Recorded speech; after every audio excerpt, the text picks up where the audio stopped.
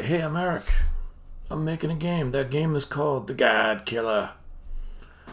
I'm going to demo in just a second. I'll tell you, I'm working through a dilemma right now. Publisher or no publisher? And then that presupposes that, if I want a publisher, I just go out and find a publisher. But I honestly think, with the research I've done, I can make a pretty reasonable case to go to a publisher and say, first off, I don't really need money. I don't really need money. What I really need to is maybe some things that I can't do very well. PR, marketing, a few things like that. I wouldn't mind having like a partner to offload some tasks to, such as console ports and things like that. But me, more than other people, does not need a publisher.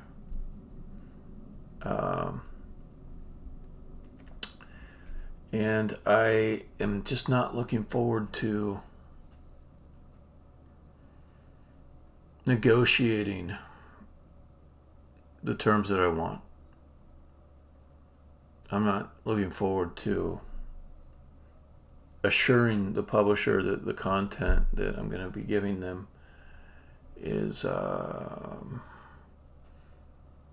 going to offend people, or because like this thing is just riddled through with things that would offend. And there might even be a publisher who is used to saying,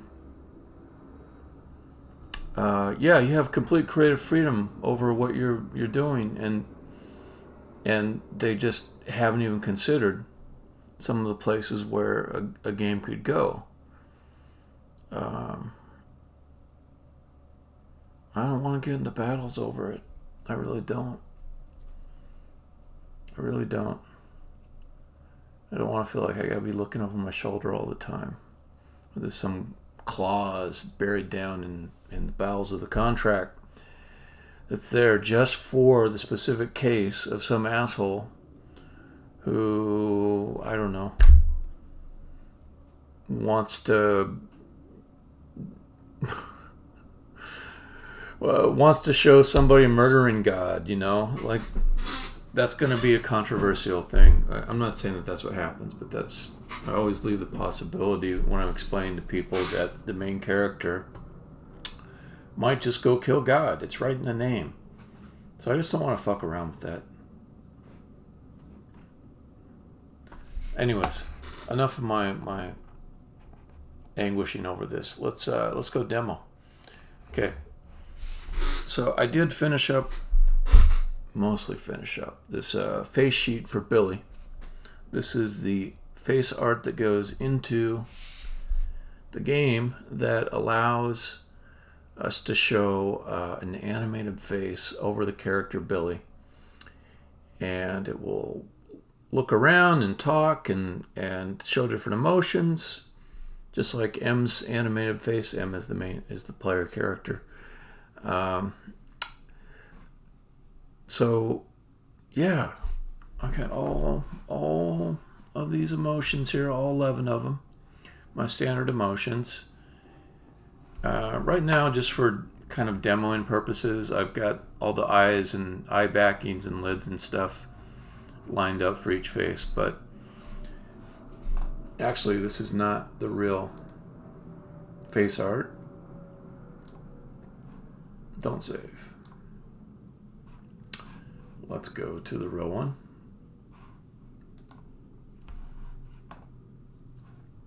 So this is the real one, which is only slightly different. It's got the eye backing over here, irises, lids.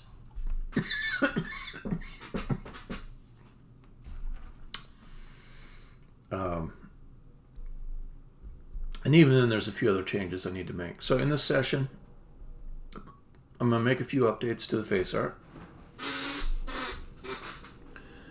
And that'll be like Photoshop type stuff. And then after a bit, oh man, hiccups like clockwork.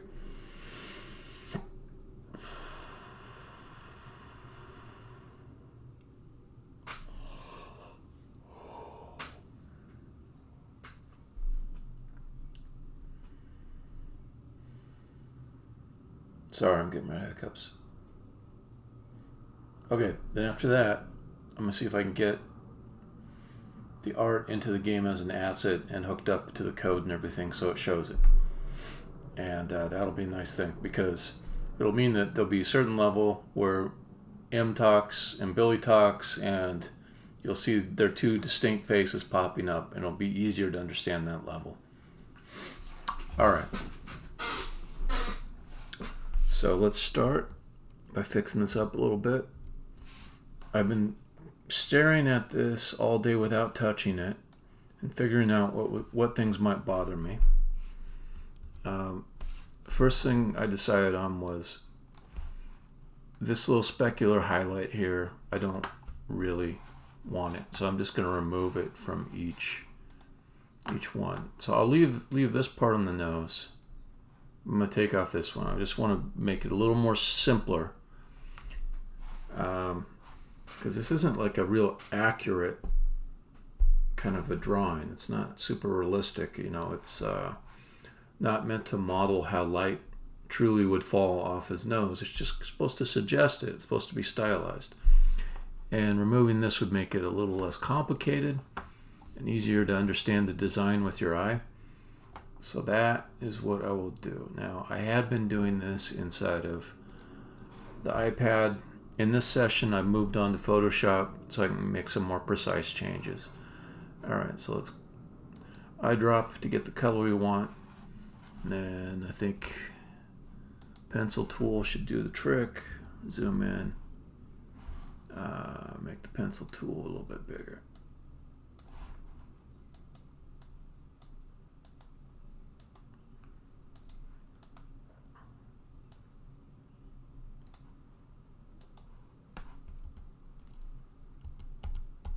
That immediately looks better to me. You may disagree, but I don't know. You can't please all the people all the time. That's what I say.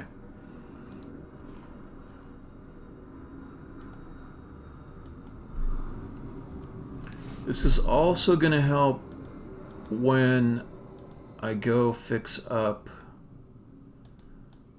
the talking mouse, because the way that the talking mouse work is they take over the bottom half of the face, right where this line is. And the different things that move the nose around are going to cause that part to jump around. Now I'm looking at this a little bit further and thinking, I've got also this part of the specular highlight is going just underneath the line. I should probably save myself some trouble and make it so that it's always above the line. And then when I come over to these guys, which have to mix and match with the top half, then I won't have to fiddle around with it as much. But then I come back over here and I see, I don't know. It looks like I've got a different chopping off point on the nose up here. I might be able to, okay. I don't know how this happened, but I seem to have picked a really good chopping off point for the talking mouths, but it doesn't really correspond to the chop off point here in the face art. Because if I draw this line across, it goes, there's a little bit of specular highlight. So I think these are actually positioned in a way that doesn't match the talking mouths. All right, let me be optimistic that I can just move all these faces up a little bit and the bottom tip of the specular highlight will be above that line. Oh, it might be that just on neutral the highlight is above the line, but on the other ones it's not. That kind of makes some sense. I think I'm going to need a guideline on this. Let's get a guideline up there, because I feel like I definitely got to get this right, or I'll be be messing around with other parts for a long time. So new guide, horizontal.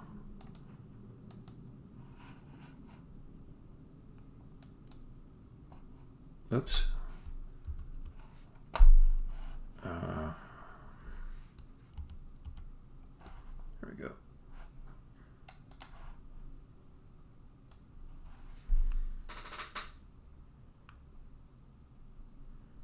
Yeah, that's what happened. Okay.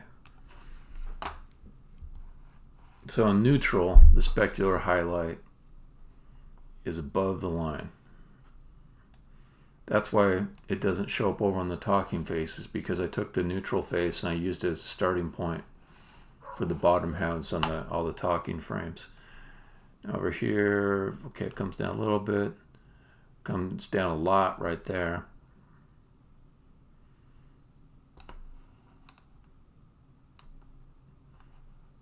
Yeah, and it's correctly drawn for these other ones, because when the face droops a little more, the highlight comes down.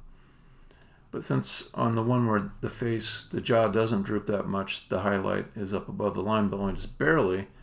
As soon as the jaw droops, the highlight's got to come down, and then I'll have matching problems with my top and bottom faces when the character's talking. So that means I'm going to have to make these all be above the line by a fair amount, or at least the neutral one should be up above by a fair amount, so that when I come over to the droopy faces, I can have it just be right at the edge.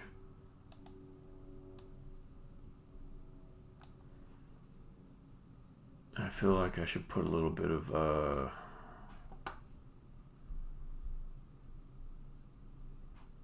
what's this one? No.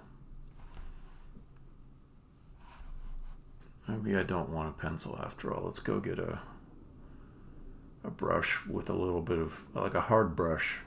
So I don't want these to be just like no anti-aliasing at the edge there. Oh, Photoshop, you always gotta change where everything is. I could never get settled with you.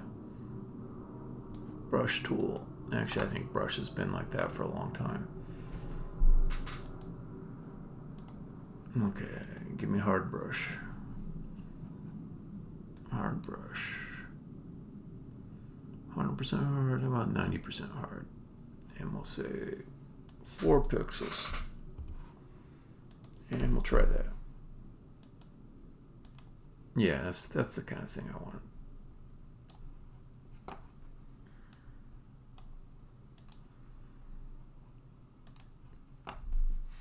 Alright, so if I open that back up,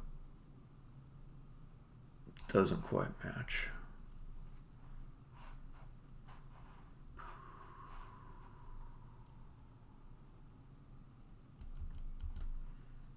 Okay, make this a little thinner then.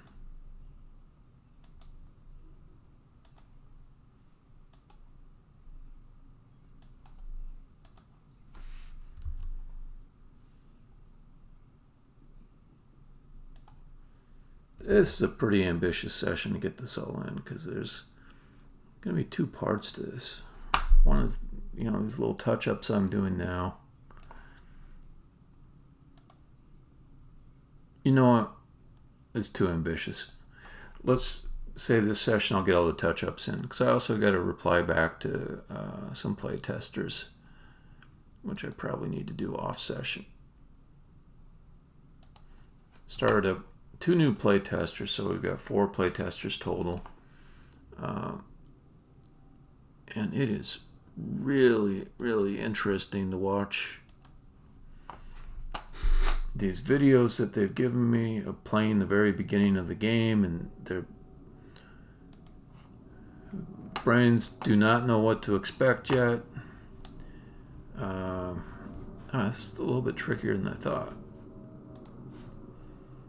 I think I'm missing my iPad a bit.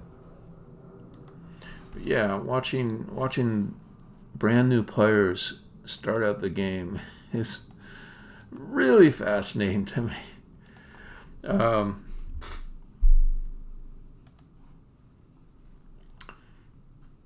And it's also it's a battle to figure out like how much you want to direct them, like by giving clues about what the right thing is to do, and how much you want to let them flounder and be confused. And my first instinct is to say, no, I don't want them to flounder. I want them to just walk right through it. I don't want them to be confused. I don't want them to wonder what the hell they're supposed to be doing. But that's like part of what makes a game good, is when you don't understand. And you have to run little experiments and figure things out.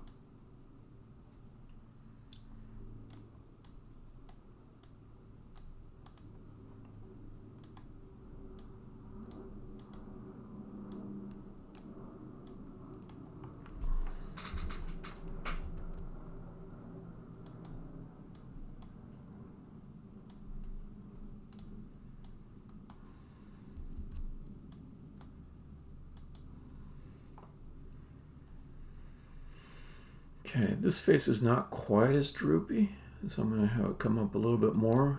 And then there's a couple of faces that are just severely droopy, and I'll reserve those for taking that highlight all the way to the edge. Let's see, did I match? I guess this one's also in the category of not being that droopy, so I will adjust it a little bit more. It does feel like it's a lot easier for me to get these consistent with the iPad. Worst case, I'll just take them back into the iPad, but I think I'm doing all right. Oh.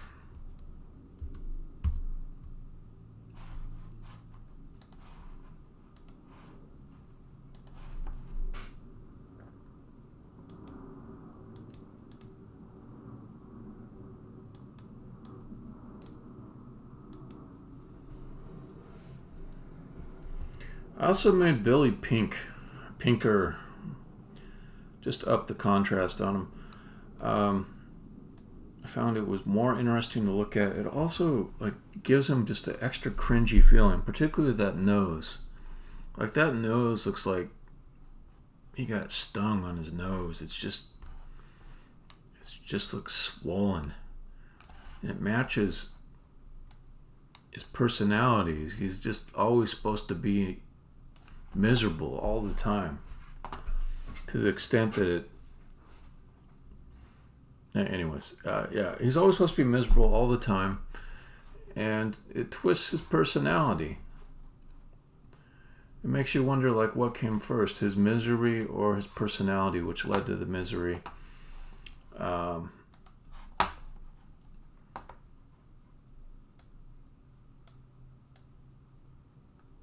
I'm not to be all self-satisfied, but I'm pretty happy with his face. Okay, I do need to get the guide down here, though. Get the guide. Bring that guide down. Goes right on the line for the face sheet. Okay, so this one is just a tiny bit droopy, so it should be pretty close to this, maybe a tiny bit lower than that one. So let's go in, fix that up.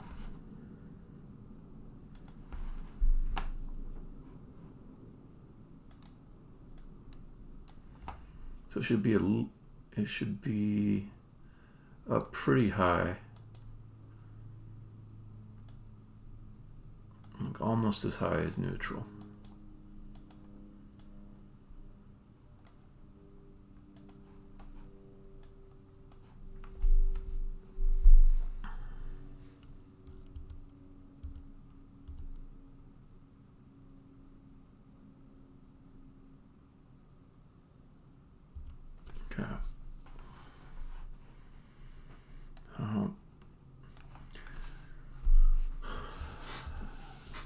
This is not my first face sheet.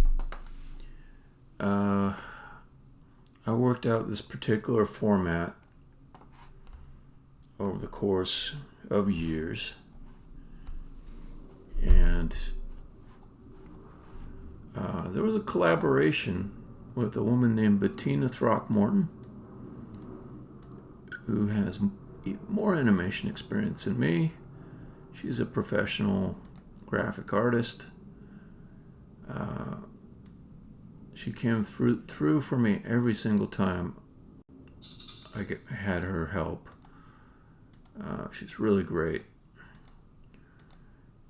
And there was like a lot of stuff I learned from her, coming up with the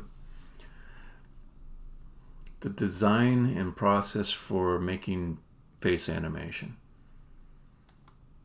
So there's making the face animation itself, that there's making the parts that go into it.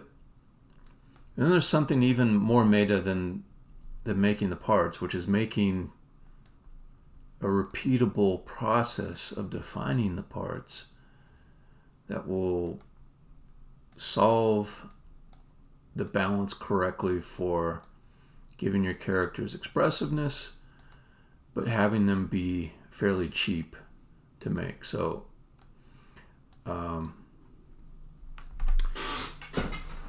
if you want to set the slider to the highest quality, then you're doing classic hand-drawn cell animation, frame by frame, no reusable parts.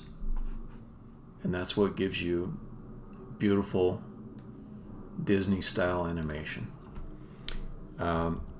That's not my budget. I'm not going to do that. Even things like The Simpsons, they are an example of the cell animation approach. Then you get more into, say, the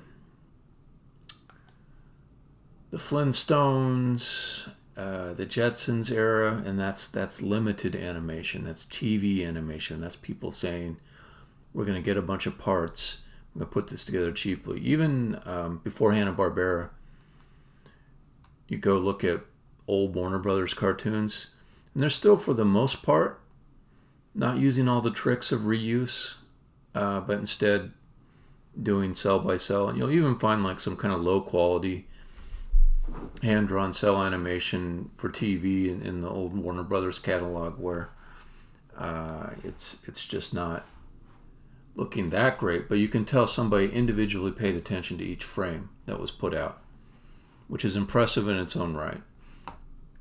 Okay. Then you go into the modern age, and it gets even cheaper, and there's even more tricks, and that's sort of the territory I'm in. Just a lot of reusable parts that are put together, and nothing that innovative. I'm not doing anything that innovative. It's just that I found the set of the standard set of parts that works well for my production. You know, my budget and the level of expression that I want these characters to have so that they can tell a decent story. And I tried out this particular face sheet on a series of web animations that I created a couple years ago. And they're not bad. I know they work. The particular set of emotions I picked, it's kind of like, say you're going to get a box of Crayolas. And you can get that big one that's got 100 Crayolas in it, but maybe you don't want to get that one. Maybe you want to spend less money. Maybe you want something you can easily take with you without packing a suitcase, that kind of thing. Then you might go and get like your 8-color Crayola that only has 8 colors in it. Well, you want to pick the right 8 colors that give you the most flexibility for that limited budget. So the same thing with these emotions. The ones I picked are not meant to express every possible emotion that a character might feel inside of a story, but they can, if they're not getting it exactly right, there's enough there. So for example, I don't have any emotion that shows sort of someone smiling nervously. That would be a nice one to have. But I have someone smiling, a happy emotion. I can combine that with the eyelids open extra wide, so it seems a little bit desperate. I can go back and forth between the nervous emotion and the happy emotion, and kind of get that across. So it's sort of like if you've got that eight color box of Crayolas, and you can't find a Crayola for, I don't know, maroon, but there's a purple, and there's a red, and you kind of mix some red and purple together, and you get it pretty close, you know. All right, so let's see how those look.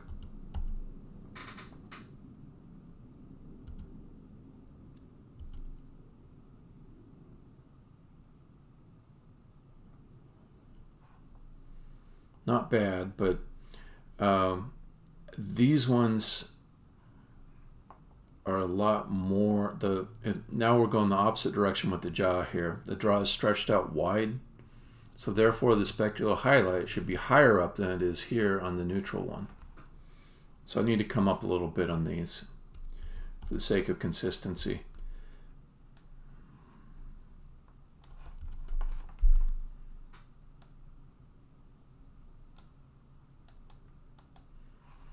I hope these look okay, because I've got this kind of a bad feeling about them, to be honest. Like I might have to fiddle around with them a little bit extra. Okay, that one didn't come up quite as high, so let's leave that alone. That's the one that should come up real high. This one, I take it back. I take it back. They're about the same. All right.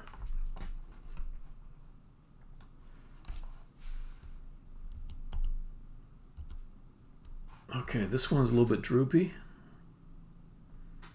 so it should come almost to the bottom, but not all the way. The ones that are really droopy are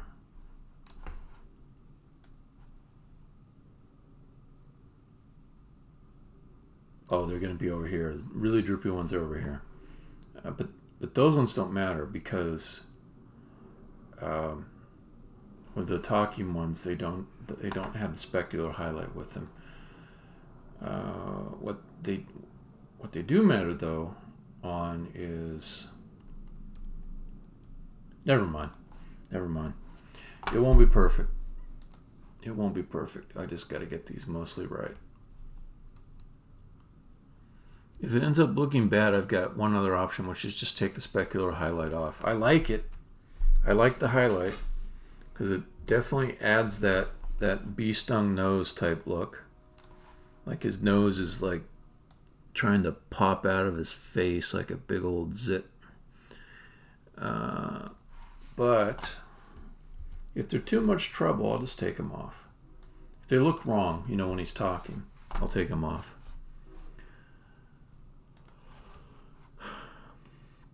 So that's the kind of thing that adhering to a single type of rig format, which this is what this is, it's a rig format, can cause you to need to do. You're saying, okay, all the faces, they're not like each one doesn't get to be special by having a different rig format. They all have to have the same rig format so that the game engine can pull them in the same way. Well, here and there you have to make sacrifices so that works.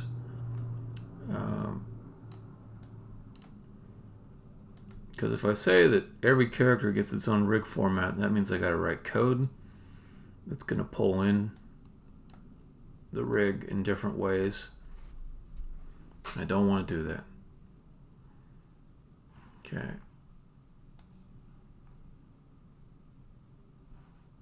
Also, I think I drew that on the wrong face. So, yeah, I hate that. Hate it when I do that. All right, easy to solve though, easy enough. It's just tedious. Select the bit of pixels that I got on the wrong layer, cut it. Okay, then I might as well just redo it. Let me see how many I screwed up like that though.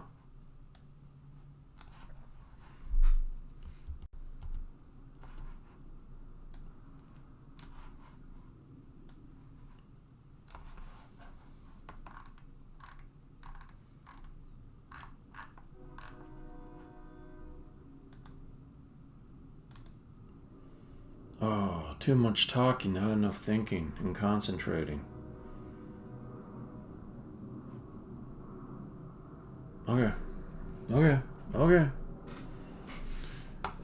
So we got suspicious selected. Let me just delete everything that's not within the suspicious area.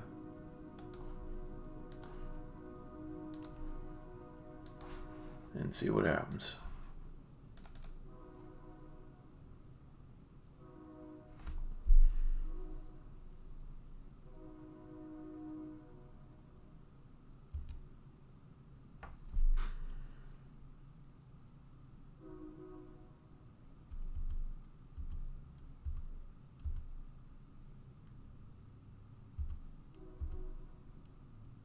Oh, shit.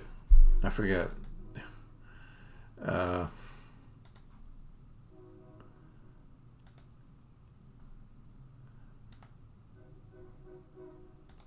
So, that's the thing they do.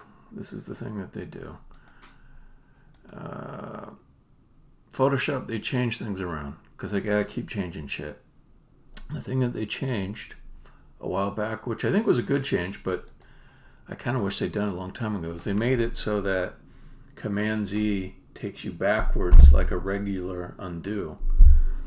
And for the longest time, they had it in a stupid way that I was eventually trained to do, which is Command Z will alternate between the last two states.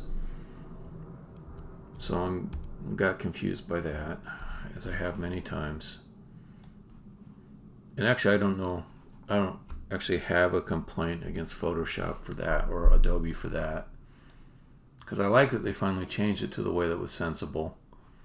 The other one that I struggle with, which is an improvement really in the same way, is now when you click on a layer, it actually selects it, and it used to be you'd do like a command click or something. Anyways, Adobe, they're always changing Photoshop, and it's very unpredictable how they're going to change it next. Some things I wish they wouldn't screw with. I don't want like relearning Photoshop to be a lifestyle. You know, I just kind of want to use the tool. Okay. Gotta go over this a little more carefully.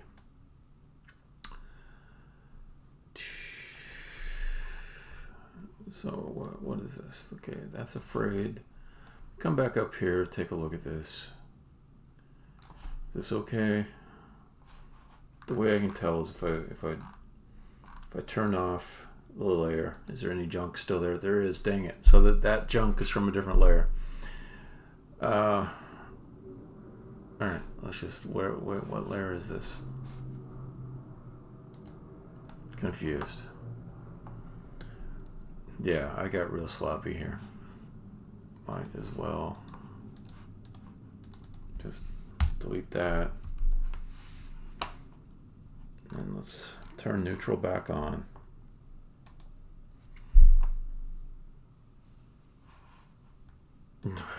I screwed up. Dang it. Okay, confused. Is that one clean? No, there's touch up on that too from a different layer. Dang it. So I could like cut the changes and then paste them back in and merge them to the layer, but it'll take more time than just redoing whatever changes are needed. Okay, sad. What's wrong with sad? Let's see.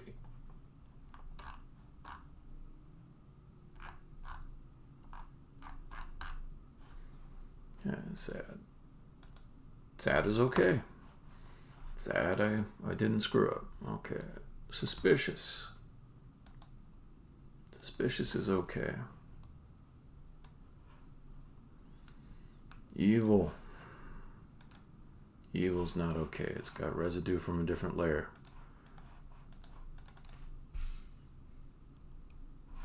I mislayered.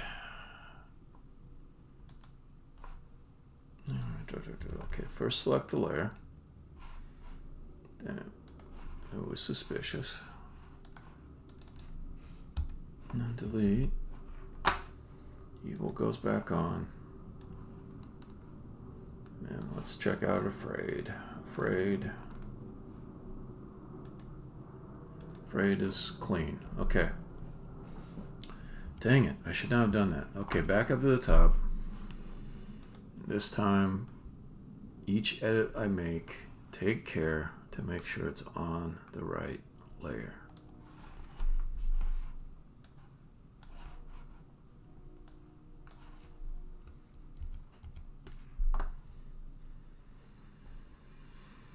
Okay.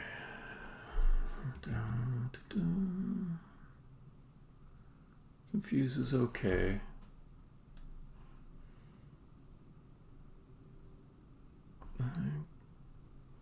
Sad's okay too.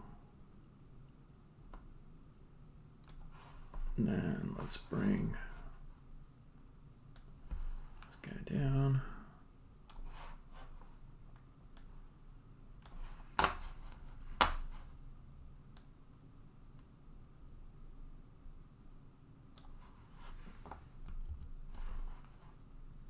I'm kind of looking at like all these edits I made, and the ones that I lost, were they really that valuable? Suspicious, angry, suspicious. Yeah, seems alright. Maybe I'm being sloppy, but it seems okay.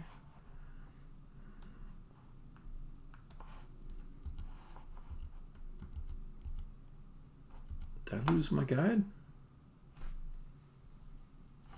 I think it interpreted one of my gestures as getting rid of a guide. Okay, new guide. Horizontal.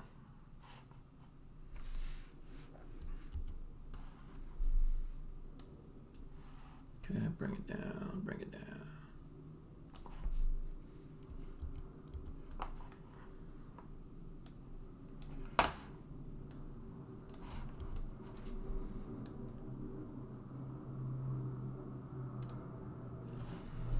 All right.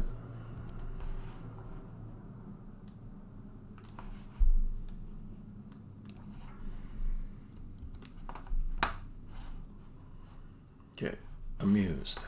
Make sure you have the right layer. Okay. Another thing that Adobe changed. So it used to be that when you cut a selection and you repaste it, it puts it back in the exact same location that you had it when you cut it, which is useful. They do this thing now where they offset it. I can understand the rationale. From a design point of view, it makes it clearer that you have successfully performed a paste or duplication. But from a draftsman point of view, when the position of the original cut mattered, pain in the fucking ass.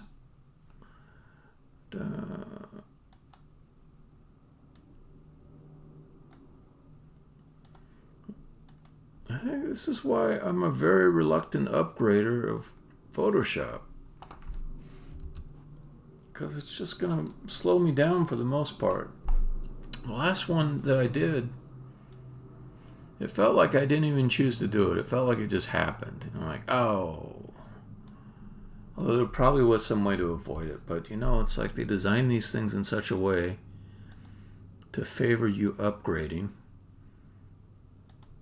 Probably because it reduces their support costs. And then immediately afterwards, there were bugs. Like Thanks, assholes. Thank you. I shouldn't be that way.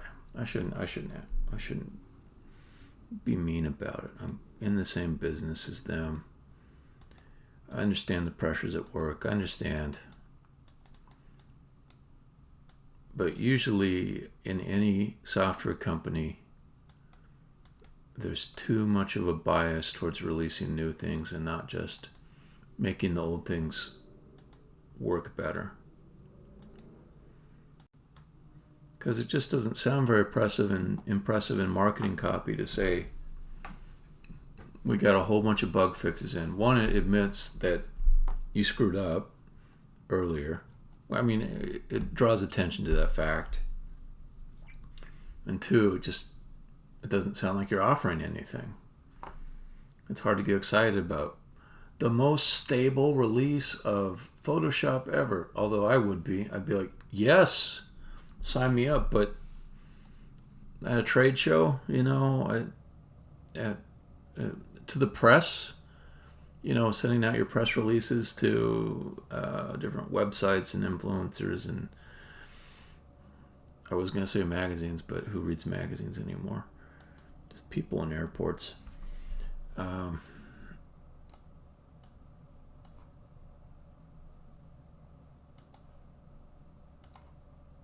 All right, this one should go up high. I know that because this is one when his mouth is very wide.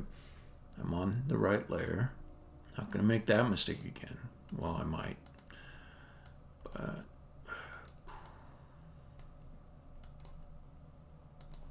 yeah, I think I do have probably a couple hours of getting this into ready form to make it an importable asset.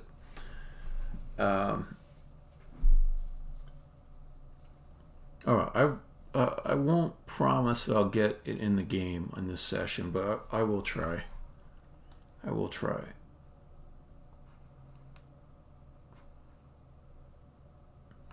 Okay, thinking is droopy.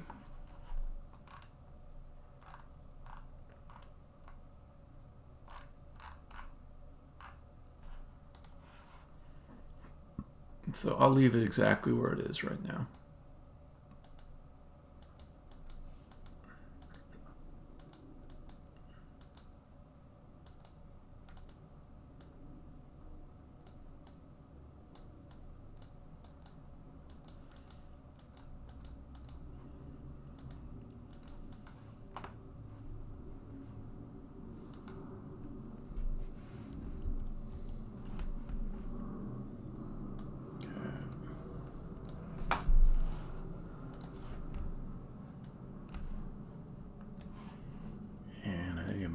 To the last row.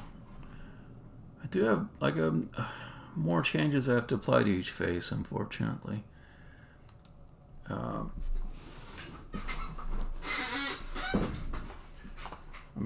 purposefully not making all the changes to each face at one time because there's a little bit of productivity in just keeping the same tool with the same color selection on hand. So this is angry. Angry should be up pretty high. The highlight should be up pretty high because that is I think maybe the widest one, or it might be tied with happy. Oops, I'm operating on amused. That's not right. Let's just hide angry. Got the wrong layer. Easy to do. Now I'm on angry. Okay. Get rid of this guy.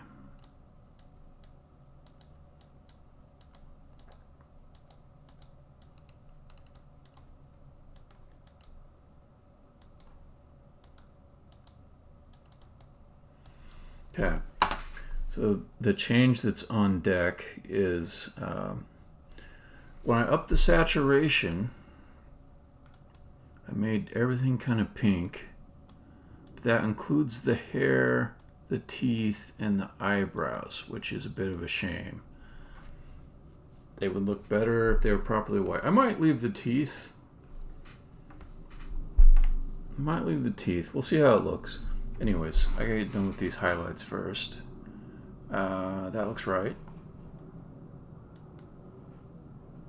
And then irritated, last one.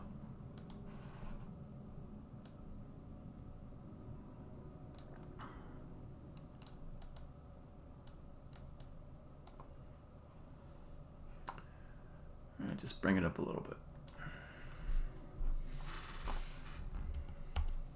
Okay, let's look at them as a group.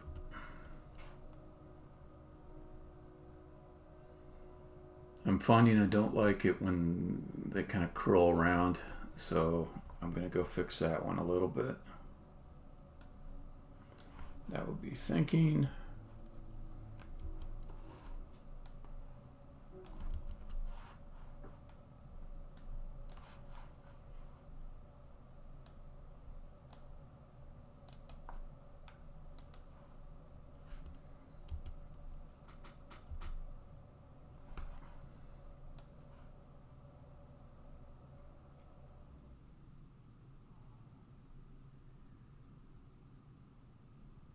That's pretty good. Amused looks a little bit too elongated. Let's fix that.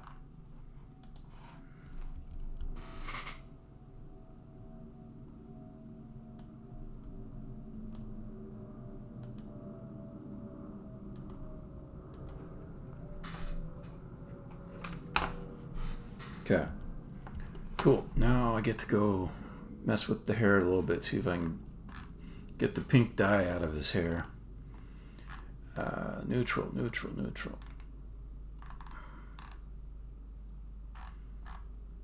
Way down there. Let's reorder these a bit.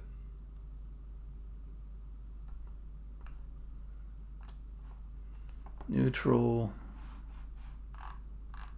Confused, sad. Afraid, evil, suspicious.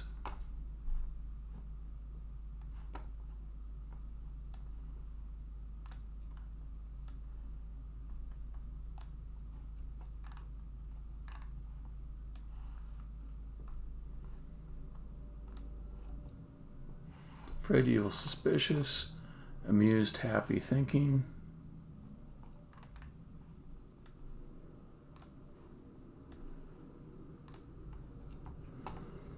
Angry and irritated. Okay. That's like my 11 dwarves. Okay, let's go to neutral. Nah, I can already tell the pink teeth are gonna bug me. Feels like a shirt that's a white shirt that's gone through a load in the wash with reds. That's what it feels like. So let me look at, before I start applying them to each and every one, I'm going to experiment a little bit to see what's a good quick way to apply this change. I'll start with this magic wand tool. Okay, so let me say, we got it on add. I suppose the hair is easier because the hair is actually the same on each frame. So if one option is just to get it right on one of these emotions and then copy over.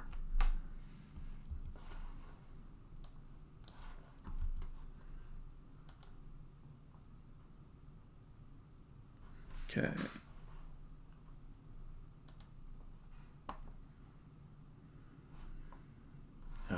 Let's bring the tolerance up. Should not go off into the skin though. So back that up. So actually the tolerance of 10 was probably smart. Alright, then let's see if I just reduce the saturation. Go the opposite direction I want initially. Yeah, that gives me white.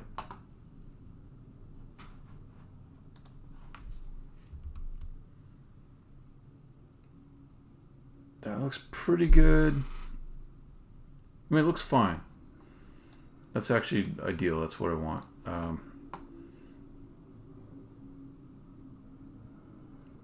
Now it's just a question of making a very easy to repeat command that I can use for all the faces. And this isn't taking me that long. I suspect what I want to do is copy across the top of the head to all the frames. Just like select it out, make a copy, paste it over each one. Because those are all exactly the same, but then by hand go in and do the parts that aren't the same. So if I do this, do the teeth too. And I don't have to exactly select all the pixels because they're close to the right color already. It's just like it won't matter that much, I don't think, to not have those edge pixels selected. No, not that one. Images, adjustment, hue, saturation. Saturation down to 0, and then that one's done.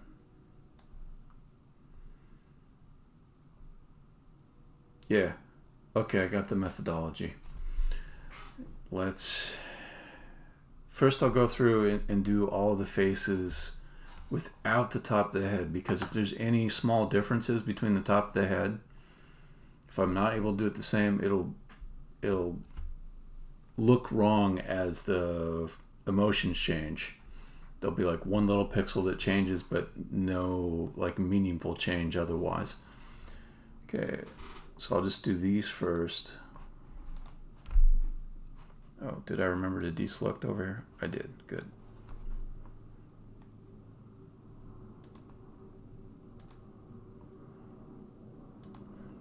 And there's a command they used to have in Photoshop that they got rid of that I really liked, which is just repeat the last thing. It may still be someplace, but it used to be just...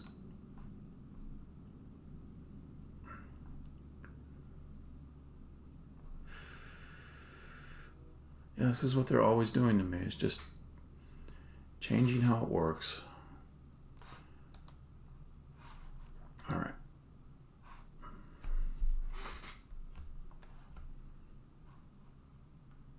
Oh, hotkey, desaturate. Will this do exactly the same thing? Compare and contrast. Yeah. Okay, that's good. That way I don't have to go down that menu each time. Okay, so then this is sad. Gotta do it on the right layer. Yeah, I think go to Shift Command U. Yes.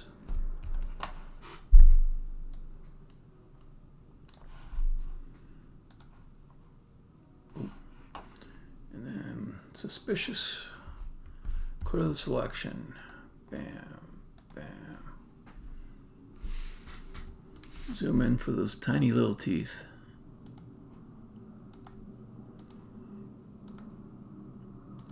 It's funny how small teeth look really scary and creepy. What's wrong with small teeth? What's so bad about small teeth? I don't know. They just look terrible. I suppose anything that departs from what you think a normal human face should be like always looks terrible. I suppose that's how it goes. And maybe these are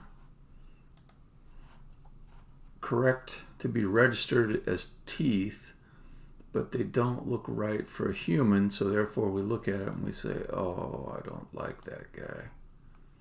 I don't like him at all. I think people probably look at my teeth sometimes and say, I don't feel good about that guy. Because my teeth aren't good. They're not. They're kind of yellow, a little bit bent in.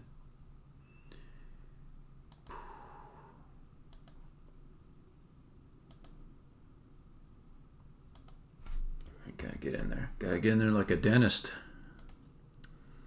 Zoom in.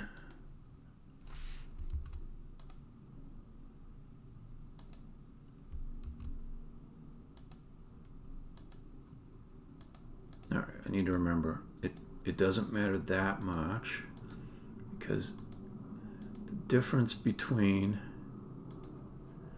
desaturated and saturated are not that great here. So you can see a little bit of red there where I didn't get inside the selection, but it's not enough. I take it back. I take it back. I take it back. I take it back.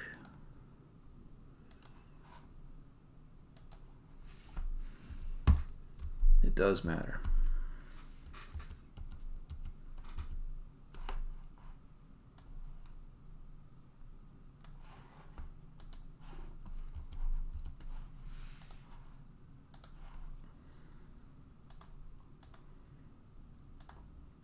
Yeah. Another thing I think about while I'm making these faces,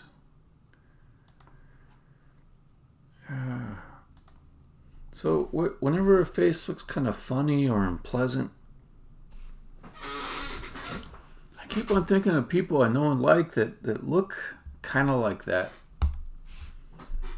It makes me feel sort of like guilty, or like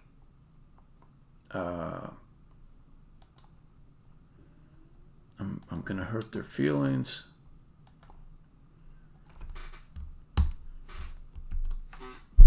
And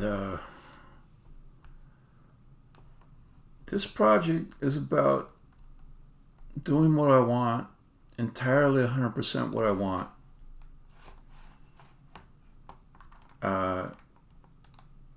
With absolutely no compromises as far as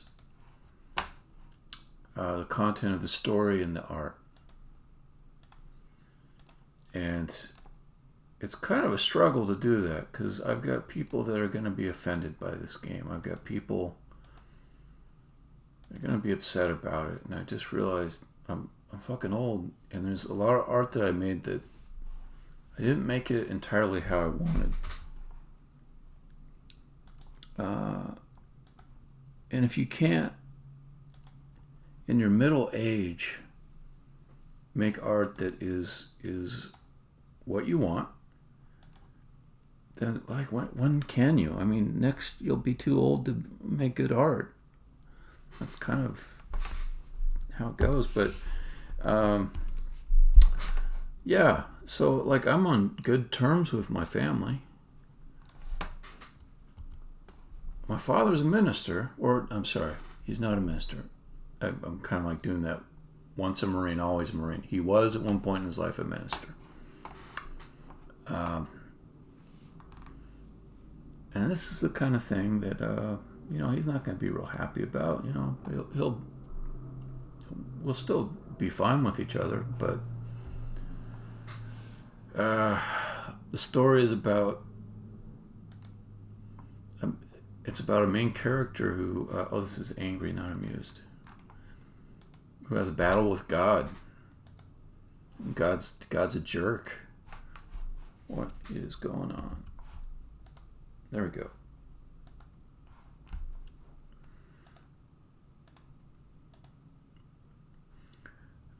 So there's another game I made a while back, and there's been a number of them where I was kind of a little bit at odds with the other people that I was making it with. Not that they were ever unreasonable. So maybe the first one I made that sort of bugged people a little bit. It was the original Drod, King Dugan's Dungeon, and there is a place in the game where, in order for you to progress, you have no choice but to kill a character. So like there's been games like, say, Grand Theft Auto, where you did have a choice, and people really relished that choice, and it was important to them. Whether they did this thing that was horrible, maybe got some sort of benefit in the game, or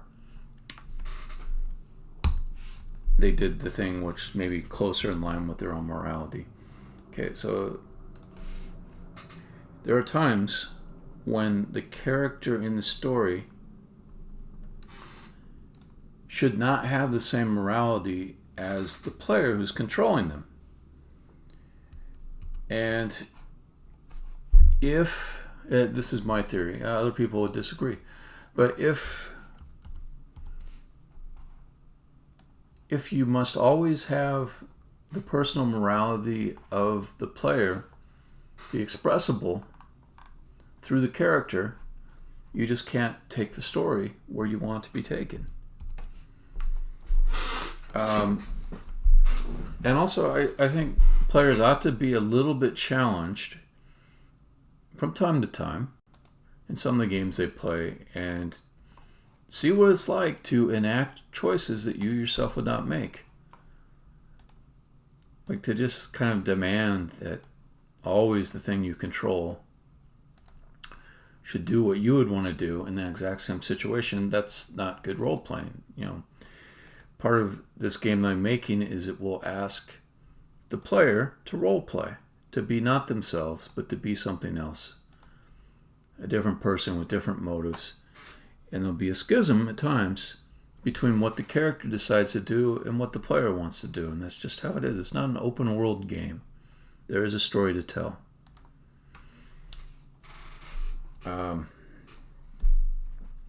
So I run across this problem where people that I've developed with have not really been okay with that. It's come up a few times. It usually comes up when somebody wants a happy ending or kind of a kick-ass feeling, like the good guys won, and I want to say like, it's all kind of fucked. Still, it's all kind of fucked. Like, we tried. It was heroic how we tried as the main character, perhaps, but the end result is not necessarily good. So that was something that came up in the Drod games more than once. And then there was like one of my favorite jokes in the game. It took multiple games to set up. This is, I'll go ahead and say what it was. It's a spoiler. There's a creature called the Pit Thing in Drod, and it appears in, I think, 3 of the games. Consider that each of these games you might spend easily 40 to 80 hours playing through it. Pretty easily. Okay. Liking the white. Looking good. Well, you first meet the Pit Thing, and he's this creature that you don't ever really get to fully see. He's down in a pit. He gives you advice, but it's very cryptic advice. It's not really clear. Is he on your side? Is he on his side? Is he doing things that might harm you? He's mysterious and inscrutable. And as you, the main character Beethro, who is this guy who wanders around in dungeons and has these goals about saving the world that he lives in, as you, the character Beethro, go through 3 games, you get to a point where there's a bit of a rapport between the 2 characters, Pit Thing and Beethro. And Beethro can make a sincere request to the Pit Thing, who talks like, how does he talk like? He talks like,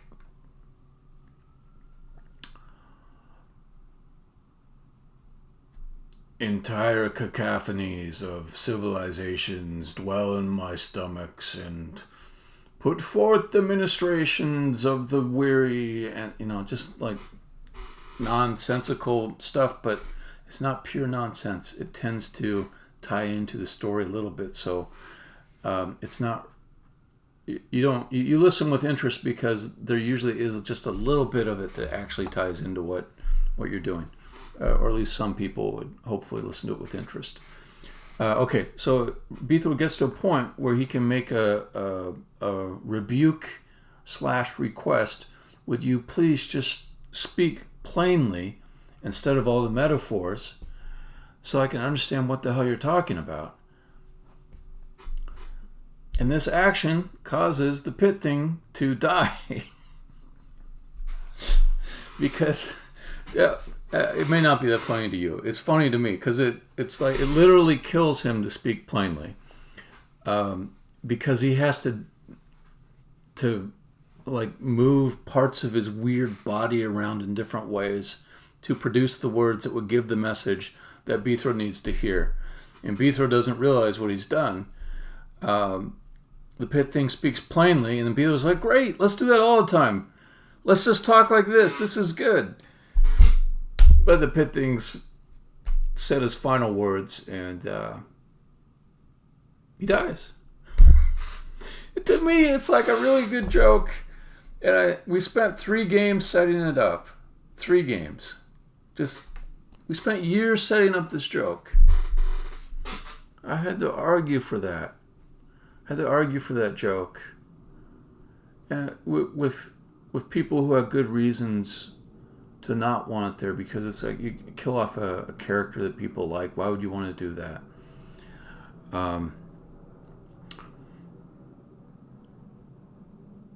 That's all right. That's all right. I got no ill will against that team. They were wonderful, heroic even.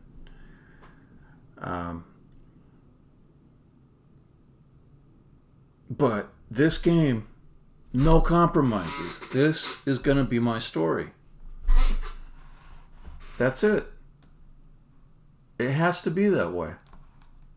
Because if I get through my whole life and I can't make art that isn't like one piece of art that's not just exactly me saying everything I want to say, offending everyone that happens to be offended, who fucking cares, then I'm a loser. I'm a shitty artist if I can't do that. And that's why I think there's not going to be a publisher. I think there's going to be partner agencies. There's going to be people that help me with things that I contract out to. But I just don't want to bicker, and I don't want to compromise. I got things to do that are gonna bother people. I mean, I'll give you another example from Drod. Something that's always kind of sat kind of ill with people, which is well, let's while I'm talking, let me get this next thing going. We're going to copy over this little bit of his hair over to the other faces. The easiest way to line it up is to use the top of these ears. So I'm going to capture the ears too. Okay, come up here. I don't want the lines in the middle of the forehead, because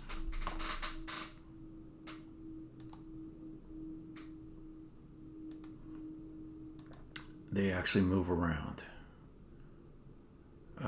I think I might also want to. Here, I can do this even tighter. Let's do it tighter so I don't have to screw around a lot. Okay, I just need to get the white of the hair and nothing, and the tops of the ears, which are good guides for lining up with, and nothing else. And that way, all the little wrinkles and movements of the face and the other areas won't come into conflict with this part that I'm grabbing. So copy.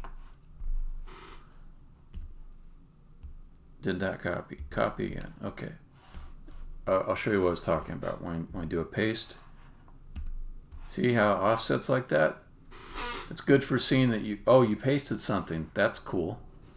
But if you actually wanted it to be exactly aligned with the position where it started from, you might have to fuck around a little bit more. Okay, so then we'll take this extra layer and move it over. Okay, so the other thing inside of Drod that comes to mind as far as to fight for it a little bit. This is another spoiler. Kind of a big spoiler. It's for the game called The City Beneath. So Bithro, in his quest to, at that point, he's figuring out just what the hell is going on in this world. Bithro wants to go... Okay. So there's this character called the Slayer that's chasing Bithro around in Journey to Rooted Hold, which was the second game in the series. And in the City Beneath, he goes to the city and he finds out that let's duplicate this before I merge it. He finds out how their system of jobs works inside of the city, where everyone's got a name that is the name of their job, but also a rank. So the person who's been chasing him around is 39th Slayer, which means that he's not the number 1 Slayer, because that's first Slayer. He's like 2, 3, 4, 5, 5, so about 39 down, right?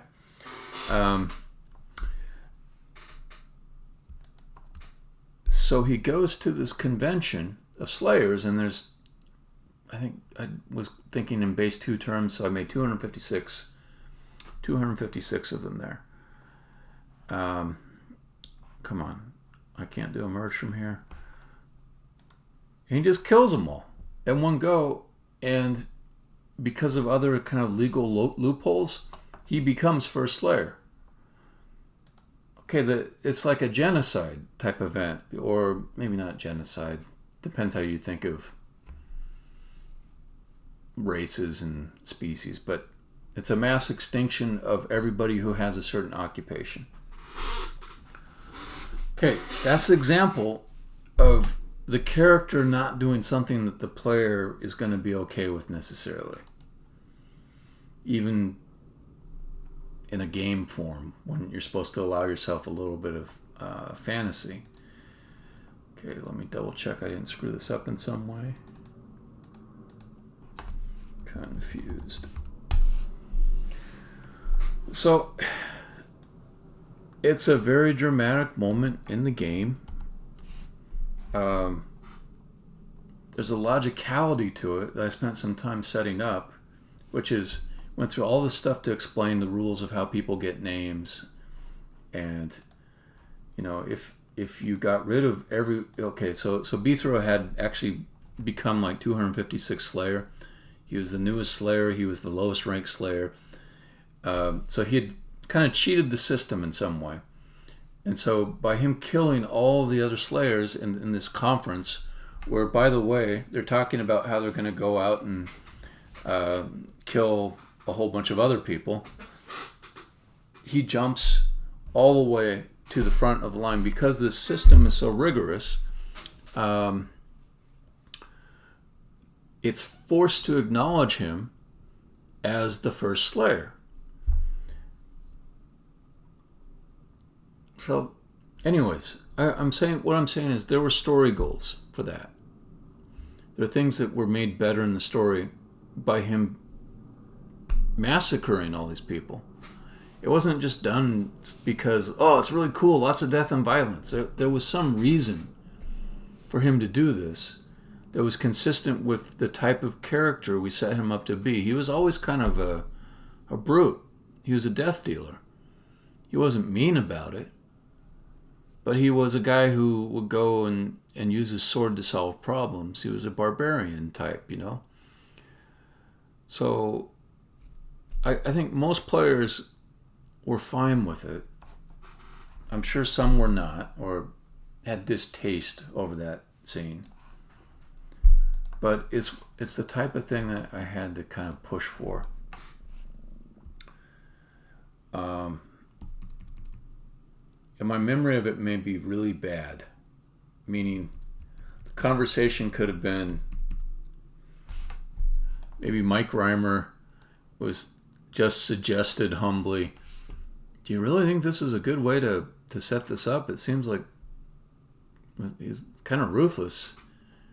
And I said, no, it's got to be that way. And he said, okay. Maybe that was the whole thing. And I can't remember now. It's been so long.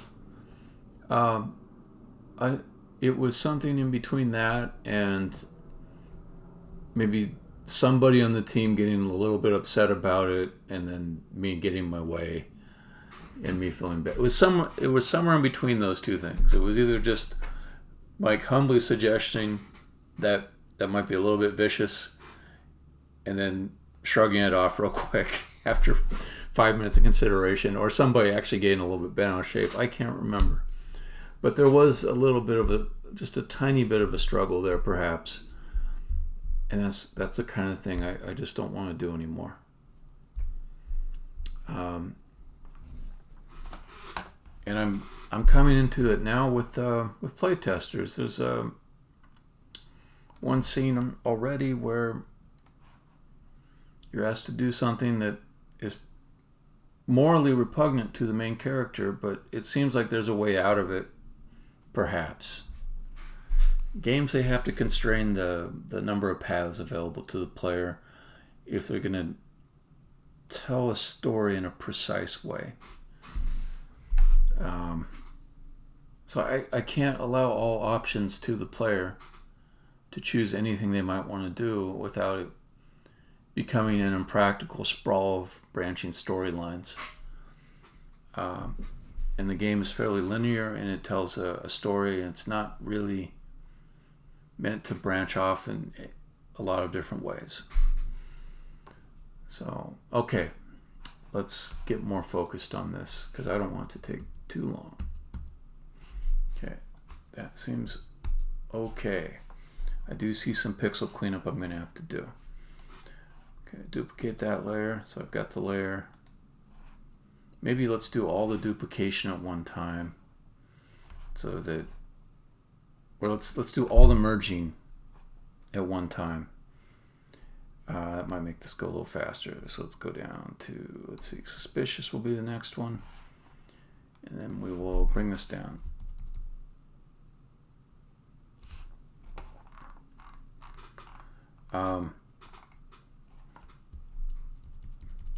So I by no means do I mean to make out Mike Reimer or the Caraville team to be like unreasonable or even adversarial. No, it was never like that. It's never like that. And let me tell you, like, the good stuff about Mike and that team. Okay, imagine this. I've left the company, the company I founded, Caraville Games, which produced the Drod series, and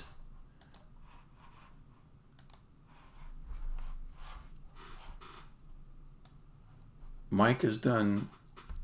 Mike and the people he's worked with have done nearly all the work on the last two games. I maybe had some very minor contributions. Okay, and he comes to me for the final game of the series. I shouldn't say final, it's not my call, but it seems to me it's probably the final game. It's called The Second Sky. And so, I mean, this is, it's kind of crazy. Like, I started this series and then I left.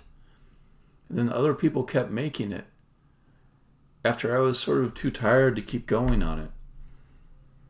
And yet they finished it off, okay, without me helping that much. Definitely me no longer the driving force in all these games. They made a bunch of games without me. Maybe half of all the series was done really without me being a driving force in it, just a small contributor. Okay, so this last game, he comes to me and says, well, whatever you're willing to do, we wouldn't mind a little help with the story. Okay, now keep in mind, his team is fully capable of making that entire game without me. They don't need me for the little bit of story that I'm going to eventually give them to help them out with. Mike might have a sense that the game would be better if I contributed there.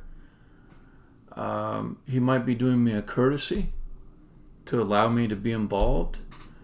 He might have a sense that for the game to complete in a way that is consistent with the original intent I had, that it would be good to involve me. It's some combination of those things. I think that's what Mike's motivations are. But he does not need me, okay?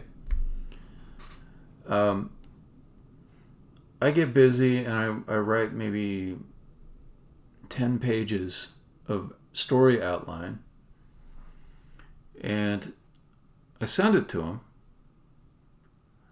but it's like in such low detail. There are like lines of dialogue in it, but for the most part it's like stuff like Bethro goes to visit a woman who has no, I didn't say that. I was gonna detail the Diamond Doily quest, but I didn't give it to them at that time. No, it was like, okay, Bethro has offended this guy named Arky, and Arky begrudgingly starts talking to Bethro, and Bethro says, "I'm sorry about that," and then Arky sends him off on a side quest to be defined in order to win back the good graces of Arky. That's about the level of detail I specified. And by the way, I said something like a subquest to be defined. I didn't spell out the subquest. So about 10 pages or so of story outline like that.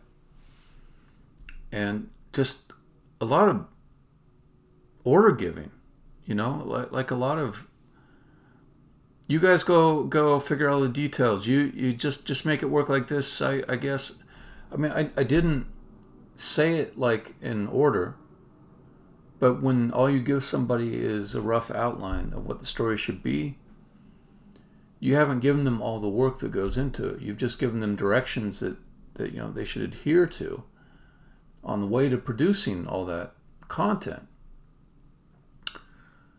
And they did produce it all. And then some. And they tied up all the plot holes, and they added extra storylines to it. And the thing which I had not stuck through with, creating this complete series of games, another team was able to go and complete largely without my help. And as a bonus, it adhered to the things that I wanted it to do. That would be such a ridiculous thing to ask for. That would be so ridiculous to ask for that to happen. For a team of people to spend what amounts to person years of work on a title, and then also give them directions on how to do it. I'm probably adding about 16 hours of my own labor to a project that would have had thousands of hours in it. And so if I've said anything that made it sound like that Mike or that team was in conflict with me, anything that even sounds like the slightest misgiving, it must be balanced out so far in the other direction by this miraculous effort which produced the thing which I had effectively given up on contributing to in the ways that I had in the early years of it. So my overall attitude is overwhelmingly grateful. That said, sticking to my point, this game, no compromises, my story, I do it all my way. Okay, let's finish this up.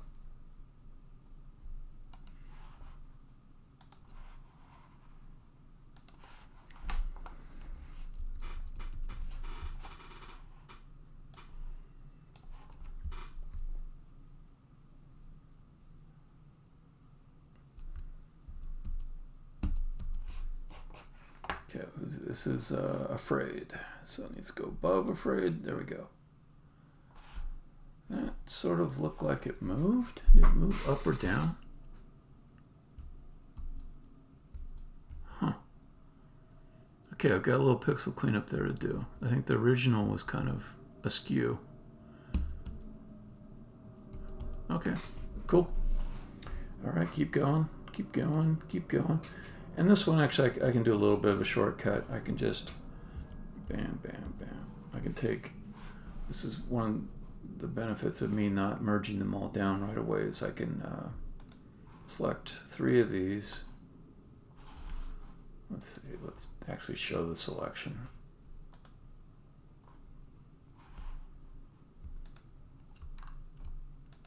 There we go. Duplicate them.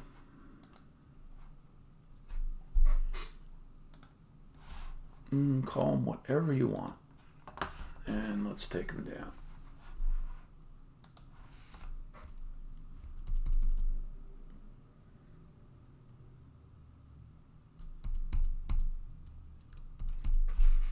Okay, gotta zoom in so I get the pixels right. Get the alignment right down to the pixel level, I should say.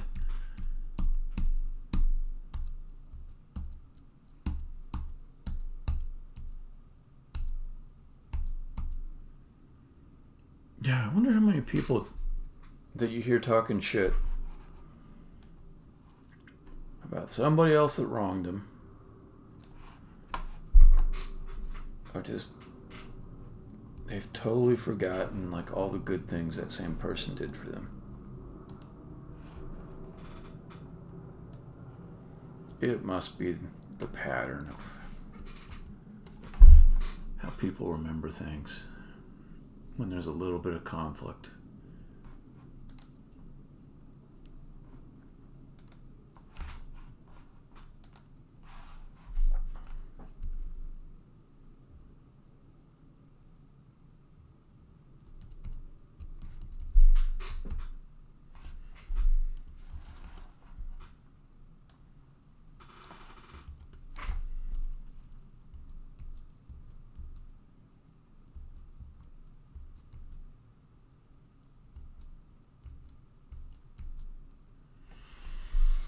Alright, so then the next thing is to make sure all of these are above the face that they're supposed to go along with. And the easiest way to do that,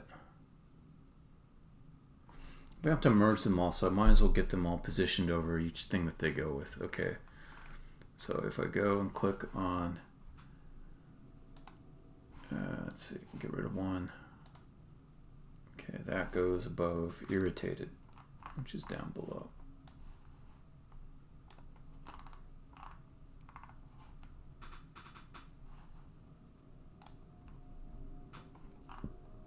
Okay, and I could just merge these all as I go, it'd be a little bit easier. Okay, merge that group. Irritated. Okay, then we go and click on angry.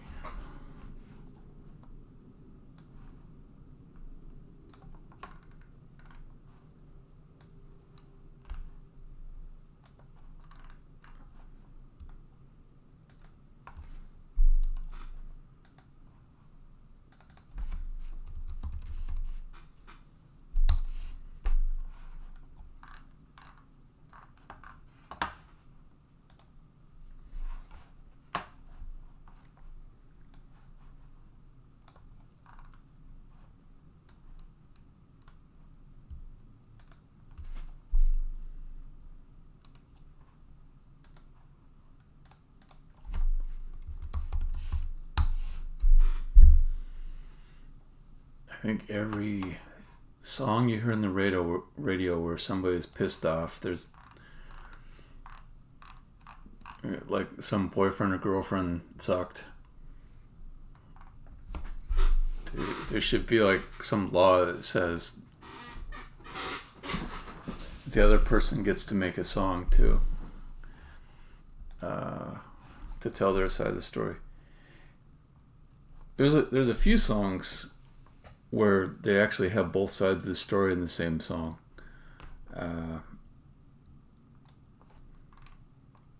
There's actually there's quite a few. There's that one Christmas one with the Irish singing, like I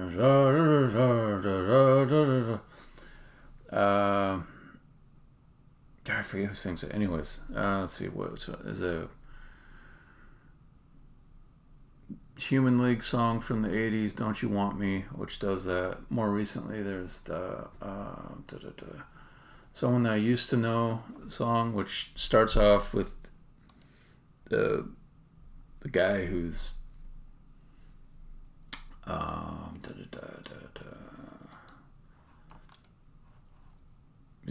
she's not returning his text, that kind of thing, and he's feeling all butthurt about it, and at the end she says, yeah, but we're done, so I mean, stop making a big deal out of it. Every time I hear like a song where it's just got one side, which is most of them, I'm always thinking, yeah, I gotta hear the other person's song before I come to any conclusions about this situation.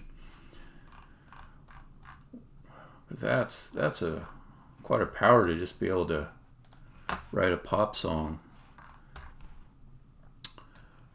and give it to the world and be all self-righteous. Like it was all their fault. You didn't do anything wrong. Not that you're willing to admit. Okay, sad. Okay. There's more of these though. Oh, I'm not clicking the right place. Okay, click here. No? Huh.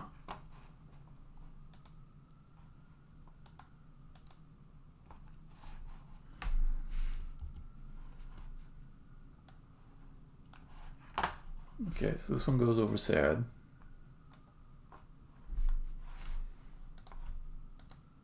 Okay, that selects it. Okay, cool. Merge those. And then this gets renamed sad.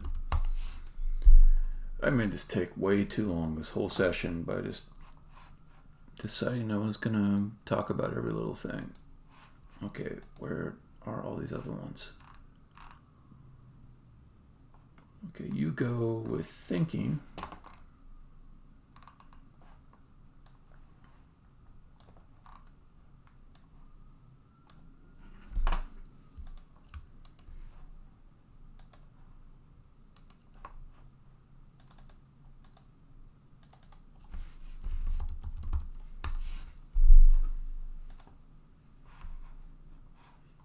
Okay, you are correctly positioned already.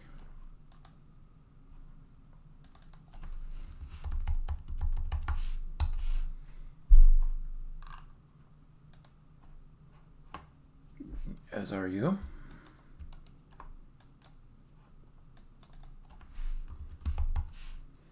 Okay, I think after this I got one more pass on those guys just to look for cleanup. I suppose I should do the contrast on the teeth on the talking frames too. Okay, so afraid. Let's see, where's this one? Okay, cool. That goes with afraid.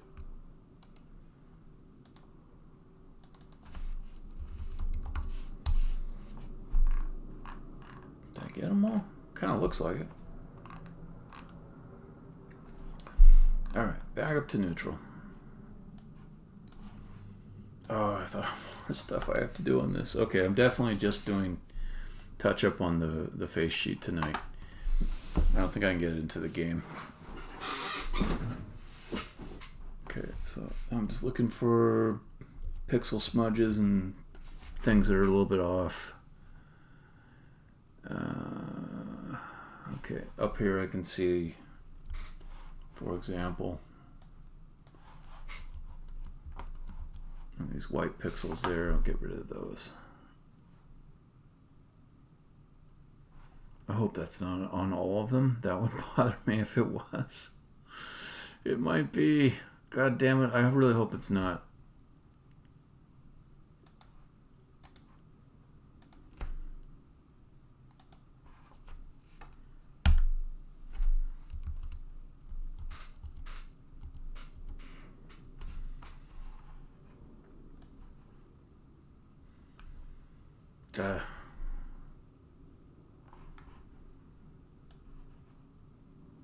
There's more here too. God damn it.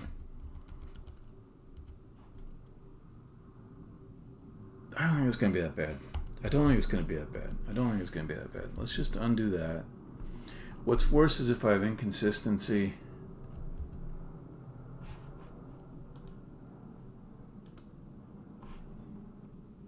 Alright. So I'm going to leave that for now. Let's look for other problems besides those little pixels. They're not going to be that bad. That one's fine. Fine.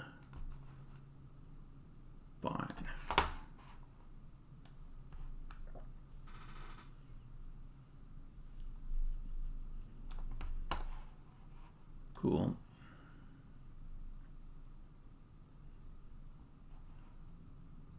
Okay, there's that thing that I was looking at before and was bothered by.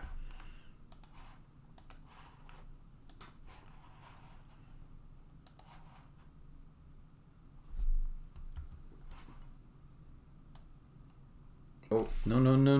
Don't make that mistake again. This is afraid. Get the right layer.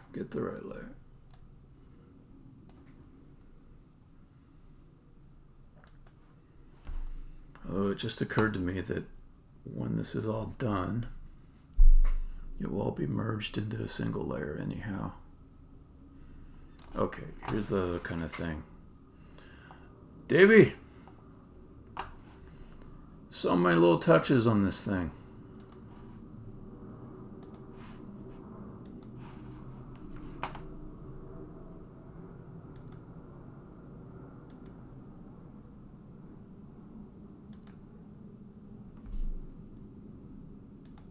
What's going on with you?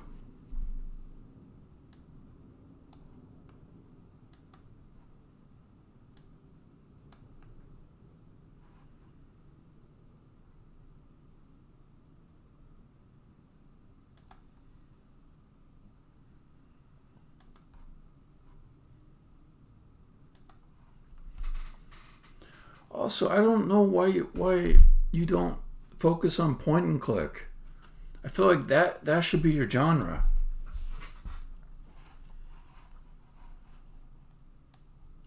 Because it's like the best genre to just kind of like it's the best genre to just sort of show a collection of things and let the player explore, which seems to be what a lot of your games are like. I mean, I cannot give direction to you. You will like an explorer, go out and find whatever is the goal that you want to find.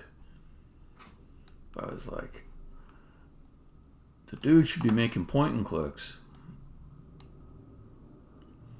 Da, da, da.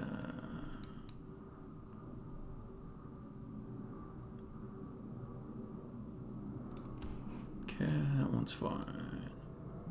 So, am I wrong, or did I lose the whites on the teeth? Maybe I never got those.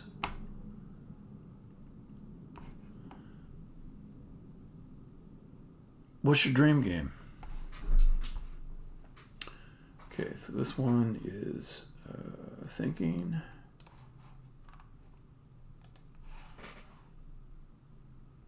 Yeah, I think I missed this one. All right, I'm catching it now.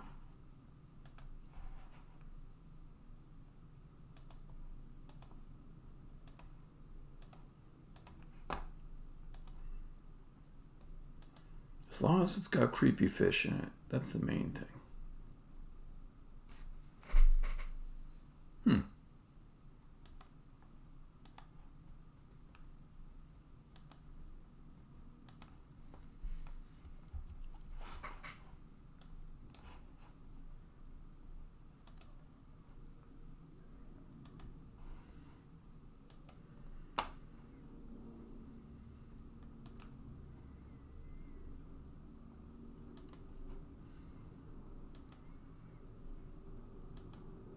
I guess I don't have to be that precise with this. I can get the middle part too, because I'm just desaturating. Okay.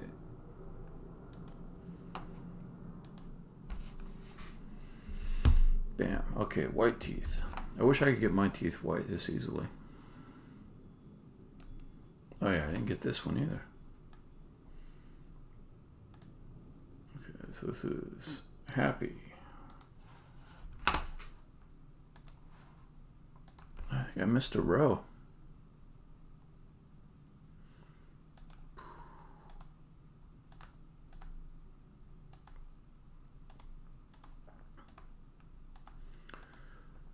You'll be a dentist. Dun dun dun. Boom, boom, boom, boom, boom, boom, boom. Well, I live for your videos. I love those things. So if you get a new one, I'll probably already see it as soon as it pops up on my like YouTube homepage. But if I ever miss one, let me know.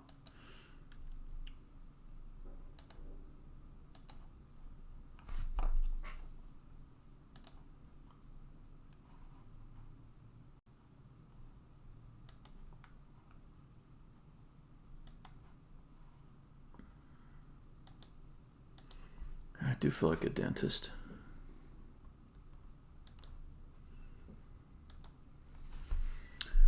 I'm here to whiten your teeth, Mr. Billy. And your eyebrows as a bonus.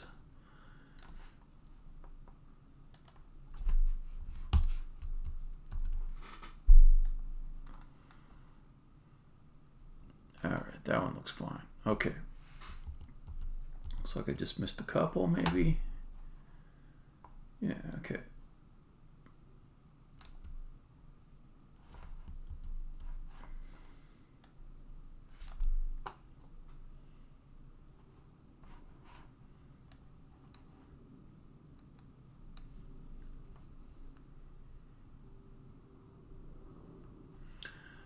Yeah, like on that submarine game, you had that 2D look on it. It was pretty cool.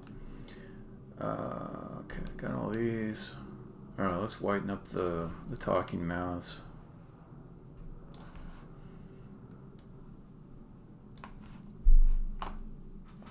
Okay. Easier to do this if I get them sorted right. AI. Consonant.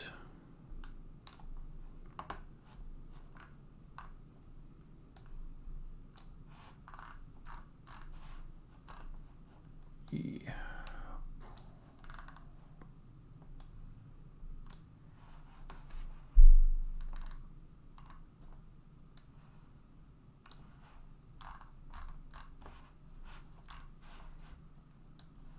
Ooh.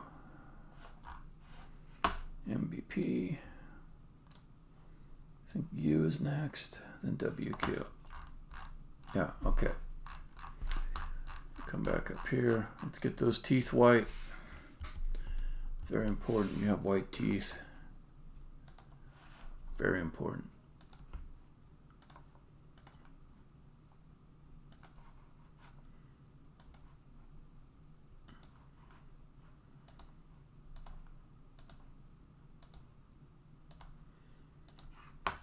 Would you rather be an ugly man with white teeth, perfectly white teeth, or would you rather be a moderately handsome man with pink teeth?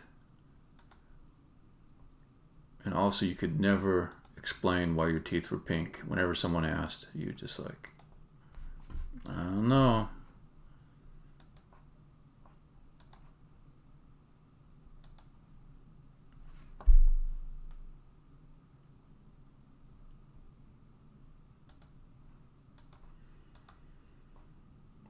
Well, thank you.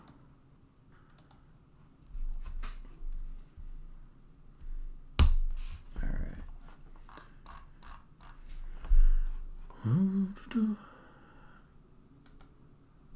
Okay, so let me go down. Consonant.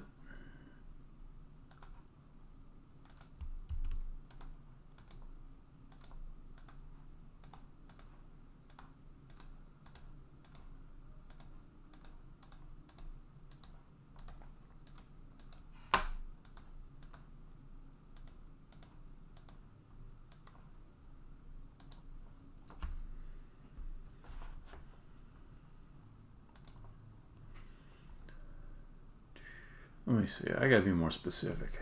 Okay. Would you rather be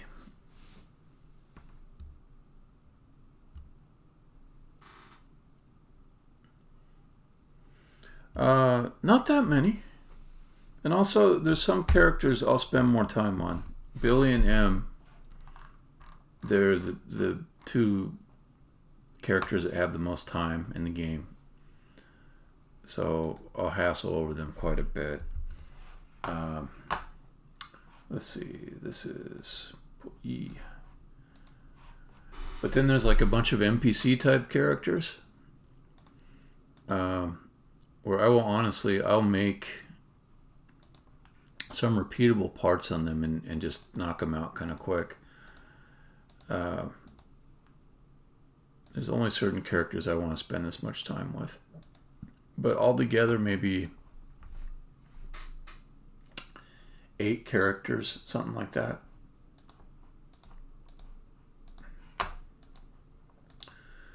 And this is like, after this is all tallied up, it's probably going to be about 3 days of work for Billy.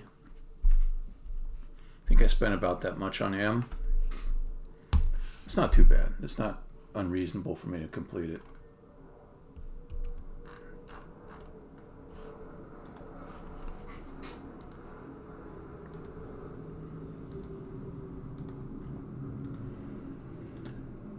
I like to think I'm getting faster at making these face sheets now that I've done on this project in the past, maybe 10 or so of them, but I think I'm probably pretty close to maxing out my speed on them, so I shouldn't expect to be much faster on the remaining ones.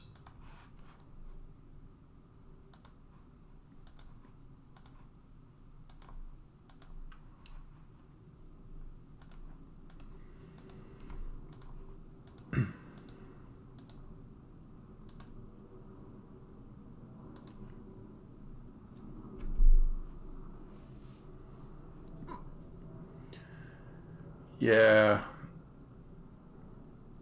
I don't think it's really my path to get a lot better at this particular thing.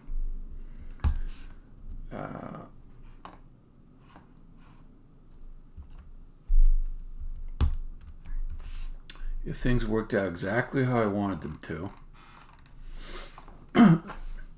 I'd be like Matt Groening, which is, it's really it's not a reasonable wish, but where you get to invent a house style and then other people pick it up and then you just stop drawing, other people do it for you. That's such a, I'm revealing a more ambitious dream there. Who knows where the fuck I get, but I started talking about developing a house style with this other artist I worked with. Honestly, I might be better off getting another artist to define the house style, and then if I do any work trying to make my style look like that style. But if you start getting like a budget and making sequels and things like that, a house style, that's the way to go.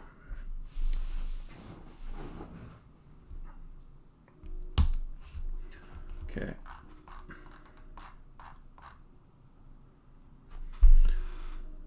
Dumpster Monster. First time going for like that. All the same face animation.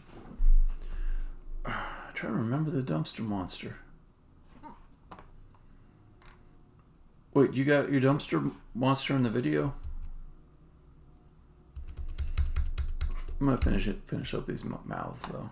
Let's see. So this is which one's this? You.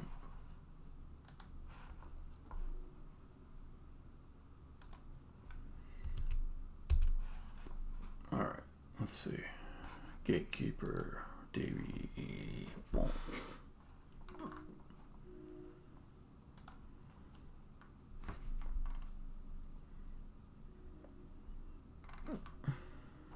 There we go.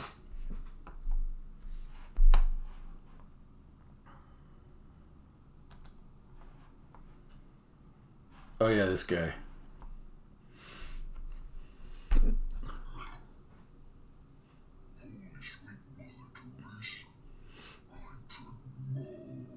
No, I like that guy.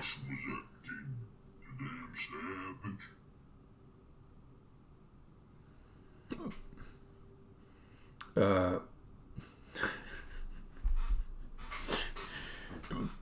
and then the comment underneath. Gross, why'd you pull his eye out? I don't know why. It made me laugh. Like someone's bothered.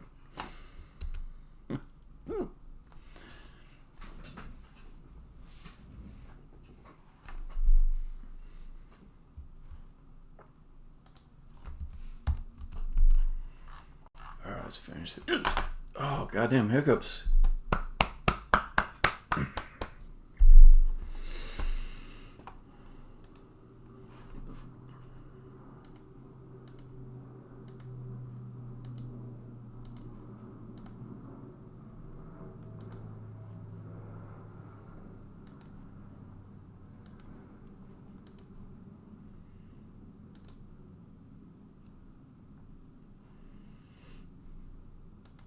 Well, yeah. Particularly if you've got different verbs that use it, that like if you're choosing like to look at something versus take something, then you go with custom cursors.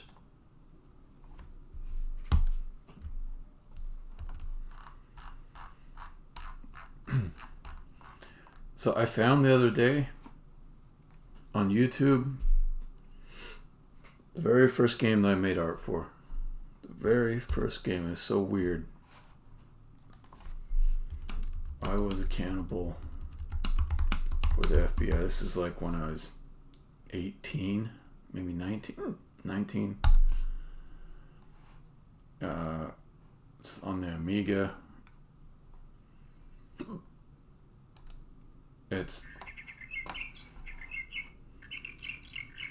I think we had custom cursor. Yeah, we had like this hand type stuff. Yeah. This is like so ancient. This is like back around 1991.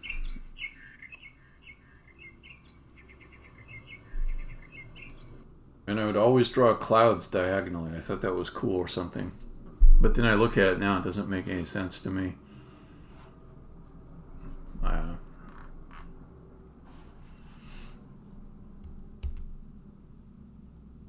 Like now it looks so bad to me. But yeah, it was a good thing for me though. And he took like this whole section down at the bottom, I think, and made it into like just a headline for what the game was. This waste of screen space. I'm sure he had his reason for it. There's like a lot of things you do on these old game systems are just kind of decisions you have to make because of the hardware. But yeah, it was like some bunch of stuff here that I just slaved over pixel by pixel. Though this one looks like I used some copy and paste. Yeah.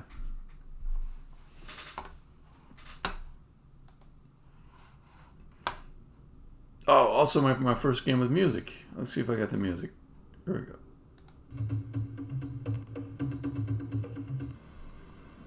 There's just some drums.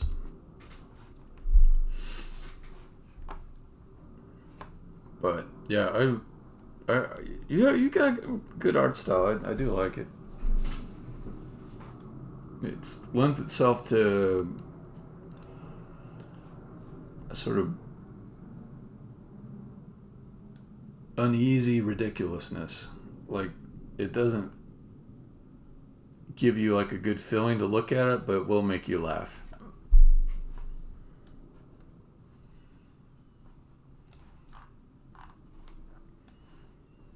Okay, that's the last one of those.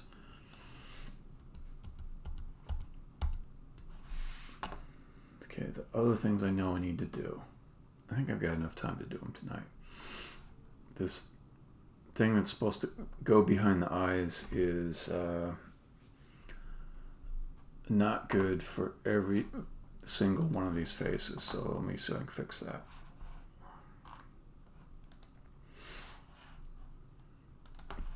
Eye back.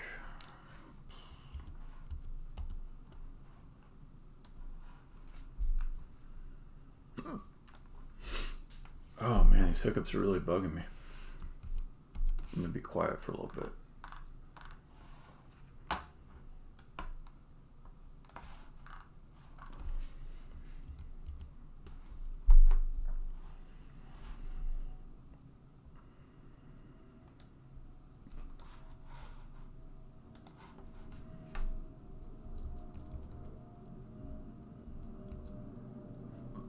Okay, so it looks okay there.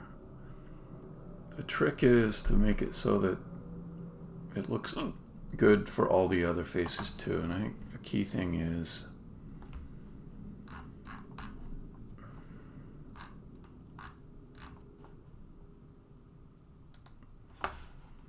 make sure this goes all the way around.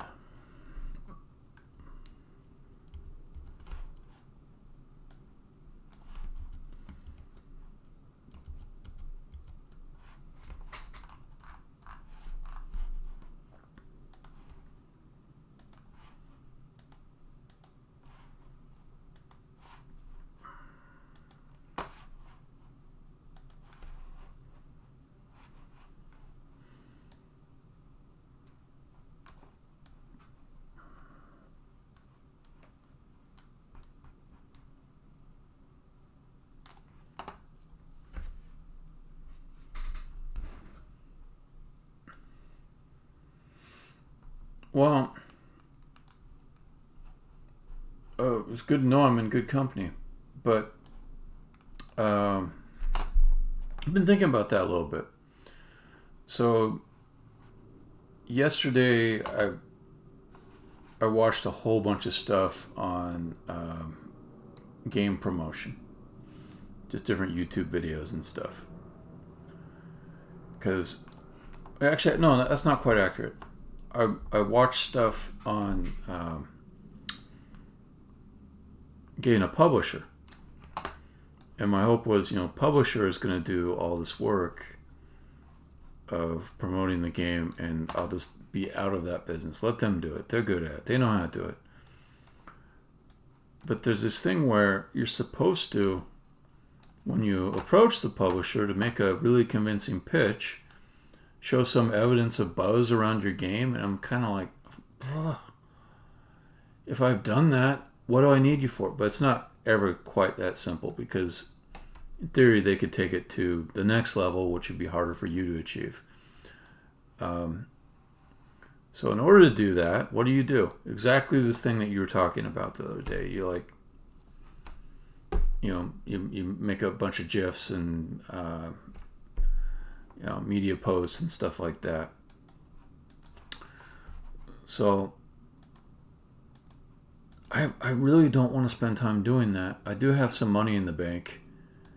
I'm probably going to just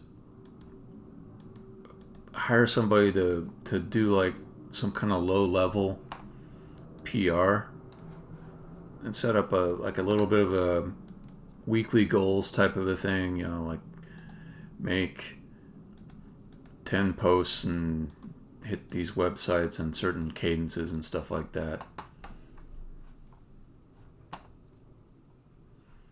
Yeah, exactly. And then I'm kind of like a little bit miffed, because it seems to me like a publisher ought to be able to look at the game itself without relying on how other players are reacting to it, and use their own experience in what sells or does not sell to make a prediction on how well that game is going to do. And based on their presumably good judgment, they would be able to decide if it's worth their effort and their money and their, all that risk they have to take to get involved and partner up with you.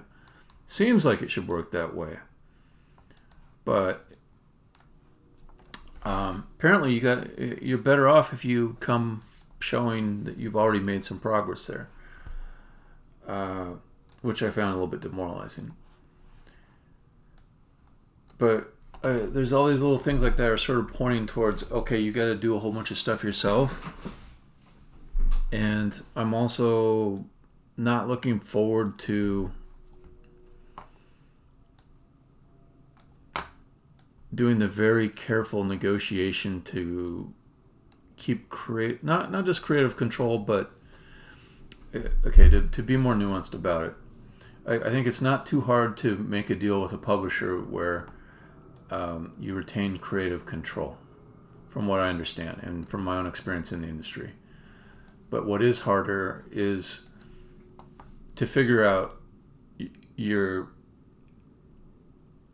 exit strategy contractually if you happen to come up with something that offends them or they feel is not going to do well.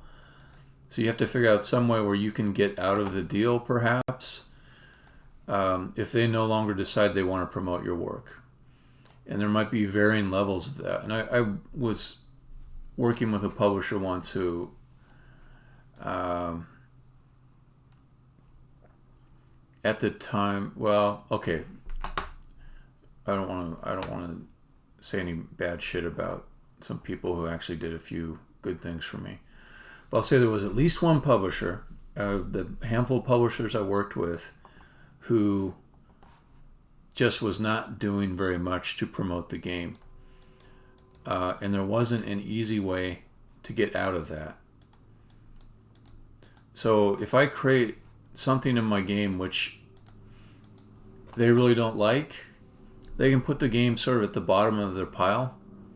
They can just bury it someplace where it's technically still being offered by them, but they give it no attention because, you know, it's gonna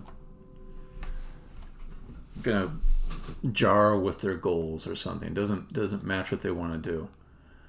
So that's a particular situation that I've been involved with before, and figuring out the terms to allow yourself to get free of that is tricky.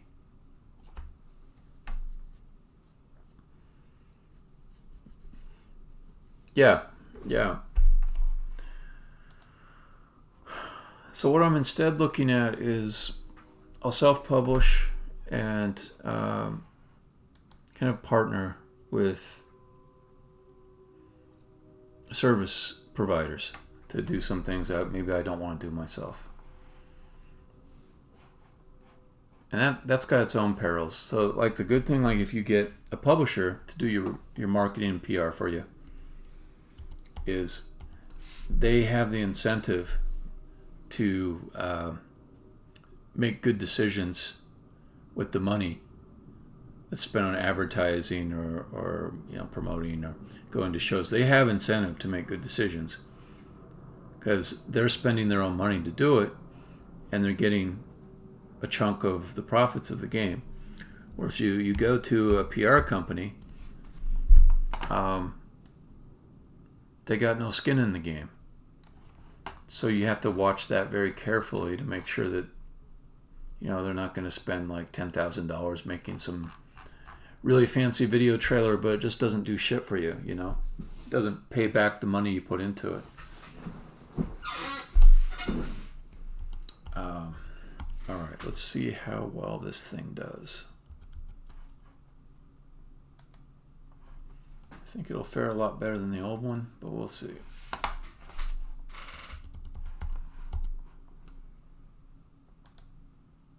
Okay, so that's fine, but neutral was always good. So let's move it on to... Okay, so it's 165 plus 512 equals 677.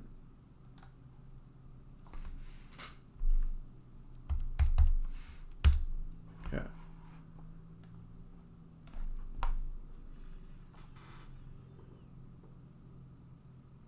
Okay, so this tip of the eye goes up further. So it means I need to extend it out a little bit more. So let's get rid of that, and then we'll just...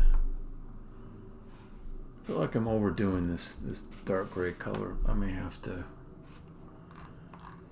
use some of that other gray there too. All right.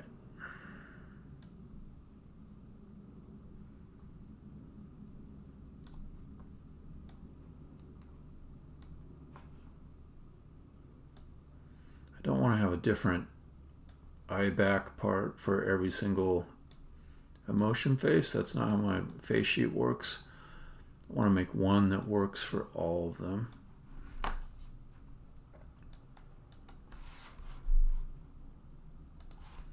Let's just bring this in a bit.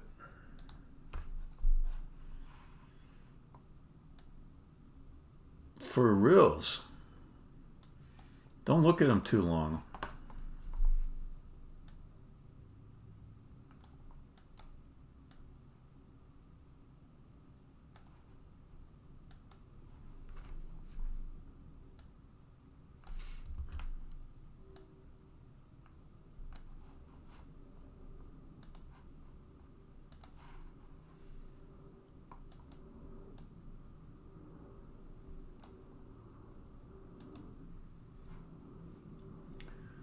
Well, yes and no, right? Okay. So I went and hung out on a stream just for kicks because I'm a fan of Jonathan Blow. And somebody, coincidentally, I didn't prod them, they didn't know I was there, happened to ask if Jonathan Blow had played one of my earlier games, Drod, and he didn't answer it. But then, like, I made some comment, like, "Oh yeah, that's the game I made." And I don't think there's like 500 people watching the stream. I don't think he even noticed the comment. That's fine. But I noticed real quick that it was offending my own sense of proprietary, my own little bit of ethics. Like, I don't want to go in his stream and draw attention to me. It's about him. But so that would be like a real shitty strategy. That would be kind of like you're some creepy parasite. But well, there's something unnatural about streaming where you have a certain number of people all just watching you at once. It's like we haven't as humans worked out, like, or maybe we have, but it just doesn't seem like entirely natural what the communication style should be when there's just a whole scads, just this mass of people all typing away. Clearly you're not obliged to pay attention to every single comment. Some questions you've heard so many times before that like it's wearisome to answer them fresh, and like maybe you could be really nice and answer it. After a while, it seems like to sap at your integrity, like you're pretending that you've never heard that question before. So there's all those little things like that. So I give anybody who's weird on a stream all kinds of passes. All kinds. Anyways, but what I was thinking was I can go to people who are streaming games that are like the game I'm making. Influencers, I guess you'd call them in the most general sense. And say, hey, I see you like The Witness. My game is, it's got hardcore puzzles in it like The Witness. Would you like to try out this game on your stream? That would be really cool. I can do that kind of thing. And there's like not just Jonathan Blow, but there's a short list of games that are a lot like mine, not a lot like mine, but like have a lot of the same characteristics that would appeal to people who might play my game.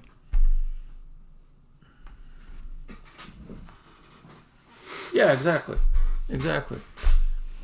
So that seems like a pretty reasonable marketing strategy. Like, obviously I'm not like heading off to go get the attention of like the most popular Fortnite streamer type person. It's just more like people that are into puzzle games and stream puzzle games, which is a kind of a niche. And you know, there aren't so many puzzle games out there that someone would be just completely sick and tired of getting requests for them.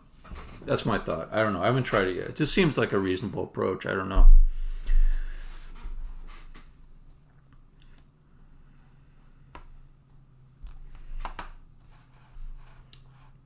Okay, so that one for confused, that works for me. So let's... I should actually make... Let's see. Instead of pulling out the calculator every single time, let's just make a little table so I can move them around faster. Okay, we'll go start a Google Docs, Google. Okay, and then it's like columns.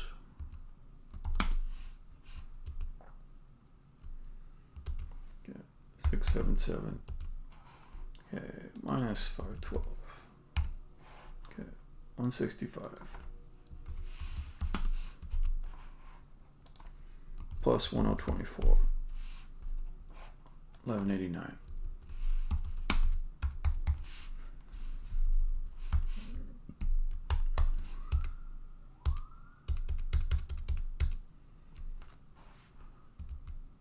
Okay, go back, check the first one, see I didn't make sure I didn't screw it up. Because this backing has to work for all of them. That one's fine. Okay, then I go and put it in 1189. Third column.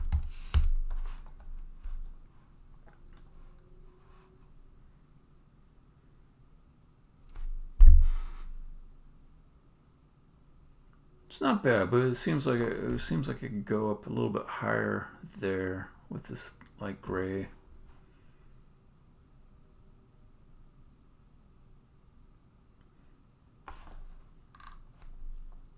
On the other hand, most of the time the lids are going to be down. It's fine. It's fine. Let's keep going.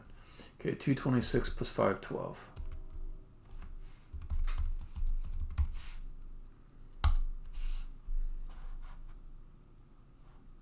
That's not right. 226 plus 512 equals, yeah, there we go, 738.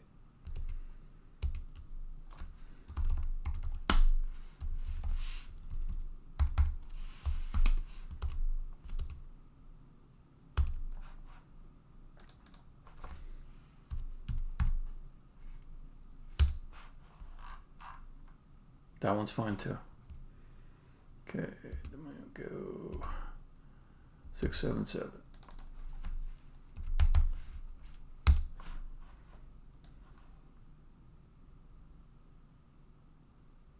Yeah, I don't like that one. Let's bring the gray out. Okay, because it's really not symmetrical with this side over here.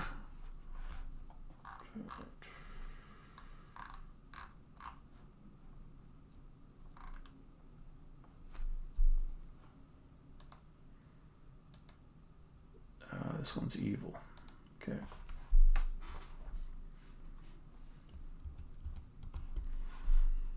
Okay, but I'll try not to mess with it too much because I think I don't want to screw up the other ones too much. So I'm trying to find like the compromise that works pretty well for all of them. Okay, let's have this go out here just a little bit. Not a lot, not a lot, not a lot.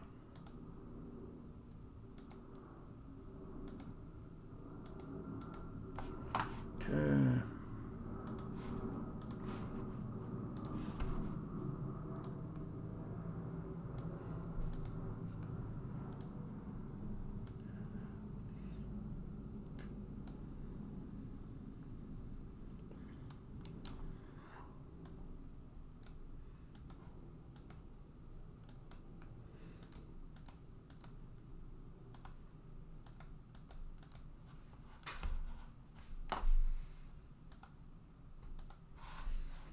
that look better? Yeah, that I can live with that.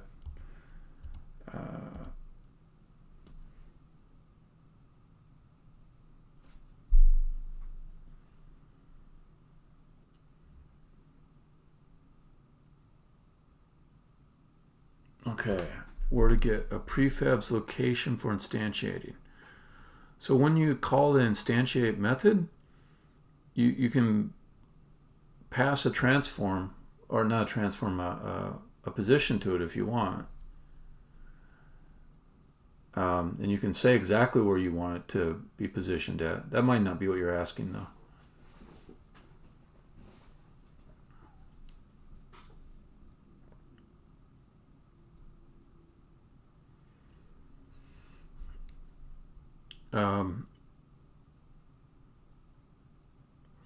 So, I mean, is your end goal is to control the position of the instantiated object?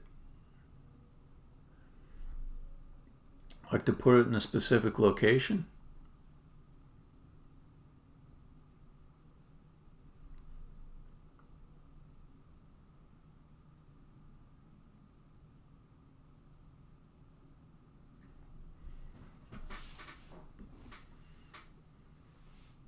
You're probably typing right now, but I'll say I know two ways to do that. One is to pass in the position to the instantiate call. The second way is for the returned object from the instantiate.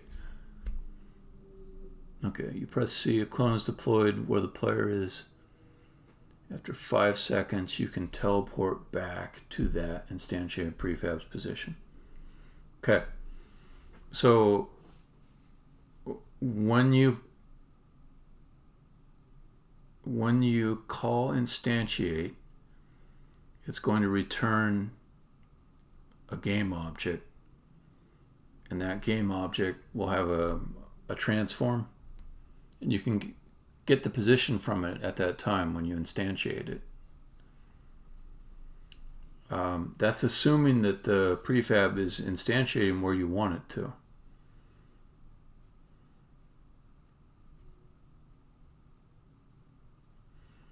So let me see if I've got some code that's a little bit like that.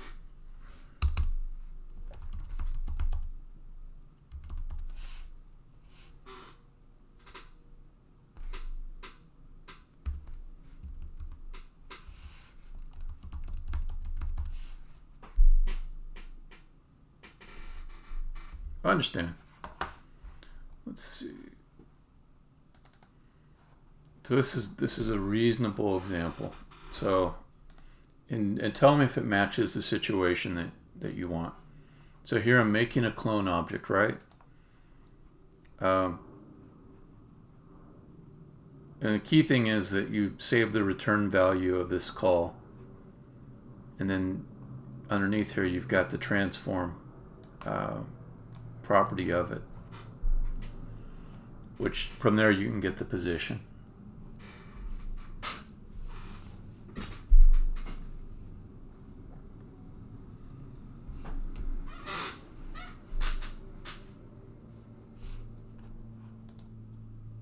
Anyways. Aha.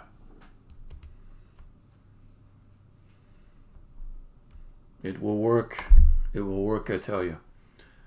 Okay, so then evil looks good, and that's like, evil is one of the weirdest eye shapes, so that's a good one to have done.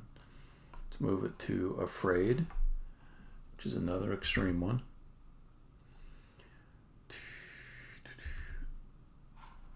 One 165.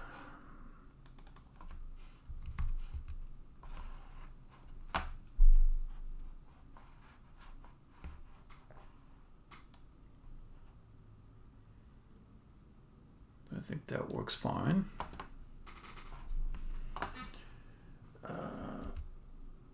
Okay, 738 plus 512.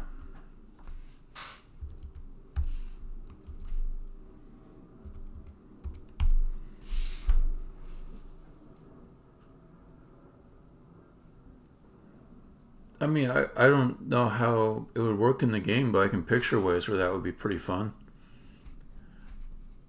it's kind of like you might move the player someplace sort of crappy, but then you just like whoop, kind of instant undo back to where you were.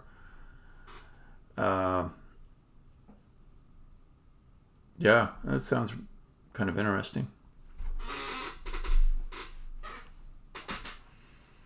Okay, that looks all right.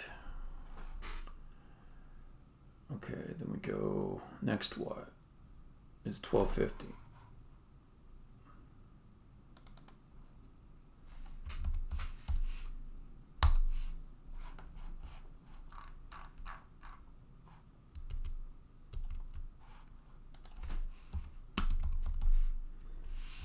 Okay, that looks good. 677.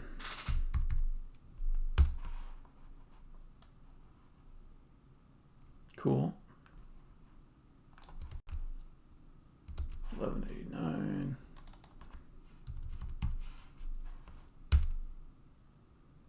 Works.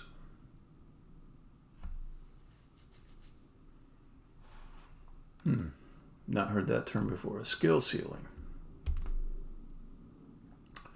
Okay, 1250 plus 512. 1762.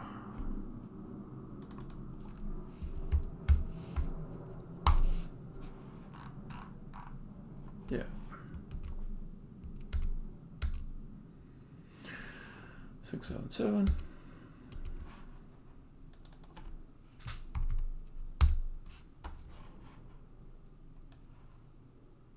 Cool.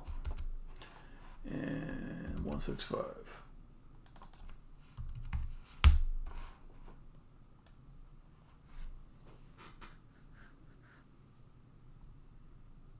Oh yeah, I love that kind of thing. I didn't know what the name of it was, but yeah, definitely. Okay, this one is showing that I really could use more gray here.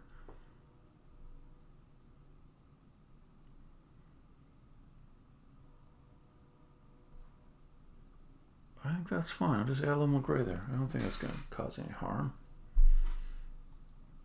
Okay, so that one is angry.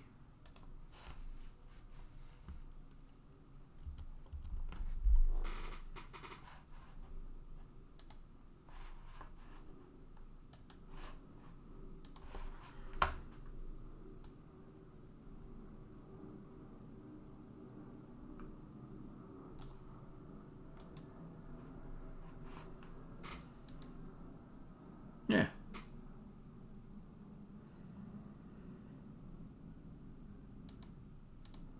Okay. Let me make sure I didn't screw up one of the earlier ones. I won't try them all, but what's the top row? 226. Well, where'd you go? I back. Where did you go? Oh, it's right where I wanted to go. I just didn't go up far enough. I have a Discord that I don't use at all. I was interested in it, but I never. It's like I was busy making the game, so I just didn't feel like adding another thing to the mix. But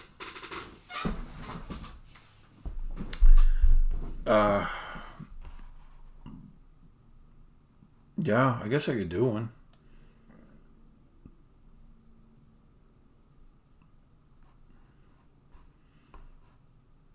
I just didn't want to be like the, hey, I'm on Facebook and Instagram and Twitter and Discord and Twitch and YouTube and add 20 more things, Clubhouse and Parlor, and because eventually I'll just run out of time. So every extra place where I want to do some kind of event or presence is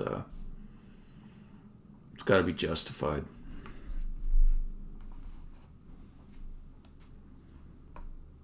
But maybe that's a good thing to do. I don't know.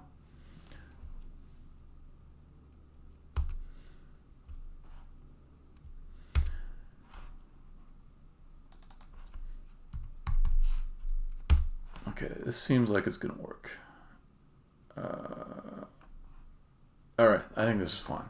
I'm gonna move this back down to the position.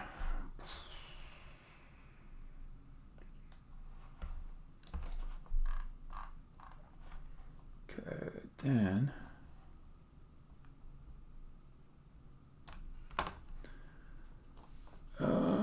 the lids. The lids are, I can do something real simple with them.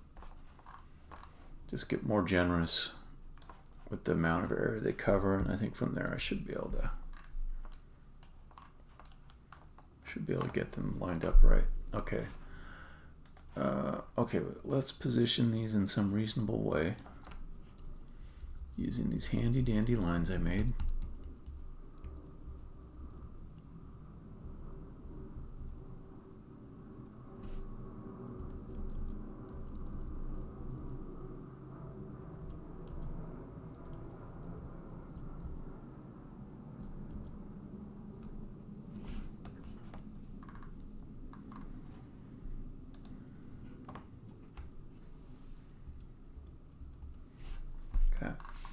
So for these, just add to the tops of them, and then there'll be plenty of lid space. I won't have to worry about the top of it showing through.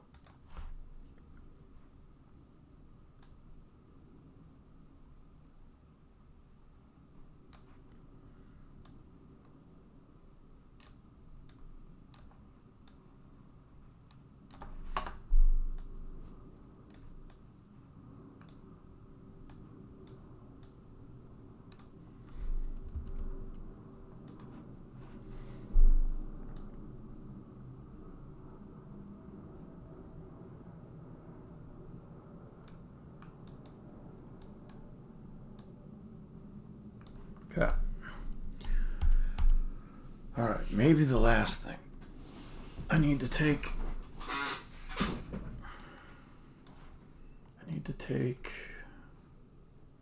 like the top half of the face and make sure that it matches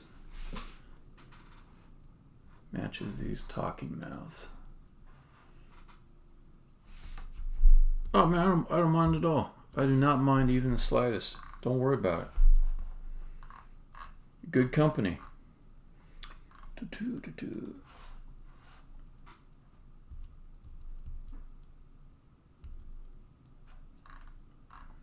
Okay, consonant.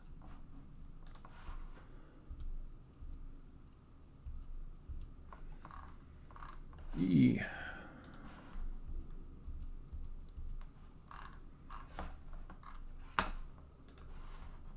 F-E, F-E, F-E, F-E.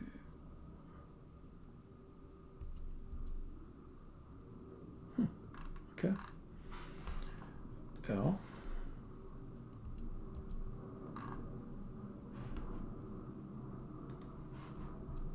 O. I didn't do too bad lining them up. MBP off by 1 there. U looks like I'm off by 1. Oh, now I don't know. I got some sub-pixel nonsense going on. I do see like a little bit of white up above. But then I go there, it feels like I've gone a little too far or something. Huh.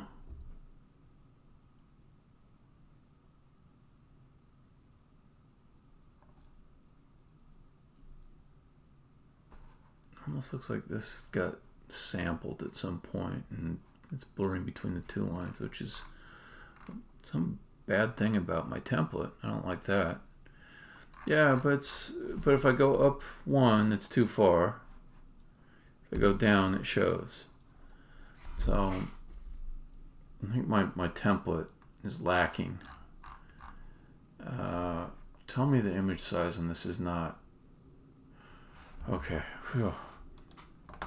For a moment, I thought I'd done all this session's work on like a half-sampled image. Okay, but this is fine.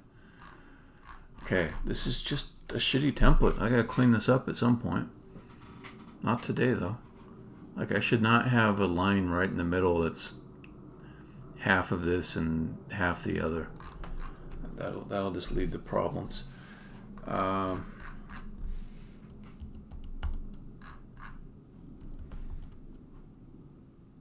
Okay, so another thing to do, you take like a sliver of maybe 3-4 rows from the neutral face, overlay it over the top, and then it makes sure that this bottom half will always match the top half.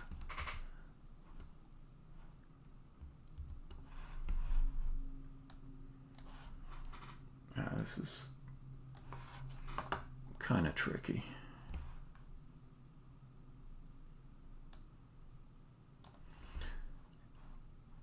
Yeah, but like this template's supposed to give me guidelines for where each thing is supposed to be positioned.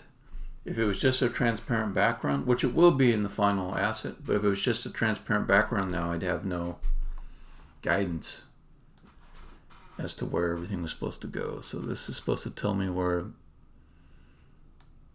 the cut is between the two parts of the face. And like I said, I only need like, let's do 4. Let's do 4.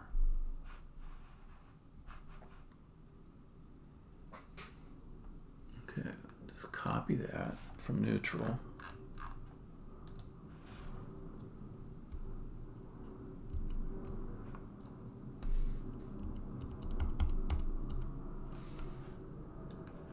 Come over here.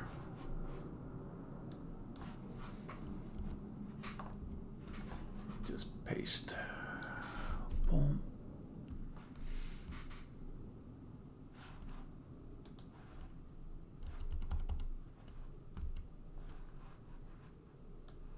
No.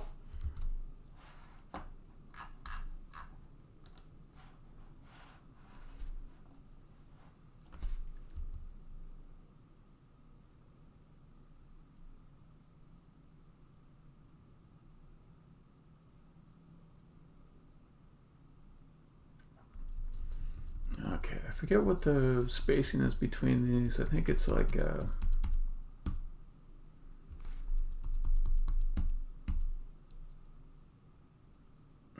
I could look it up.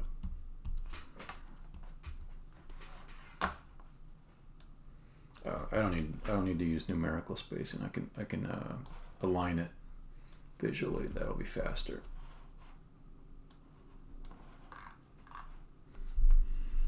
All right, so the idea there is top half of this face is always going to be the same.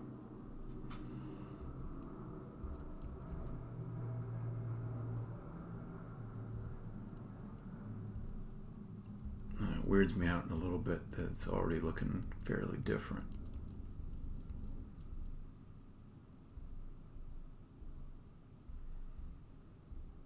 Must be the different liquefies and stuff I did on it. Okay. Is there a hotkey for duplicating a layer? Duplicate layer. Give me a hotkey.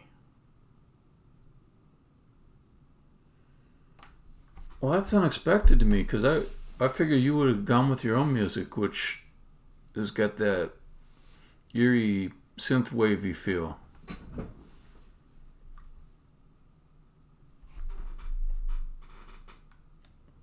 I'm not saying you should do everything yourself, but I thought it matched your feel. I don't know.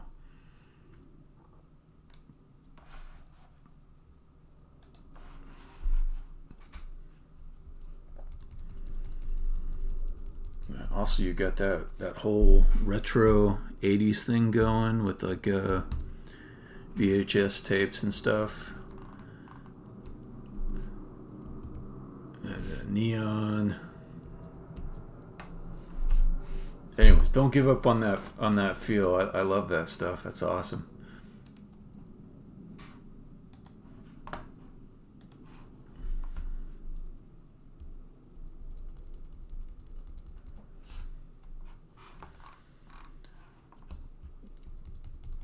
Well,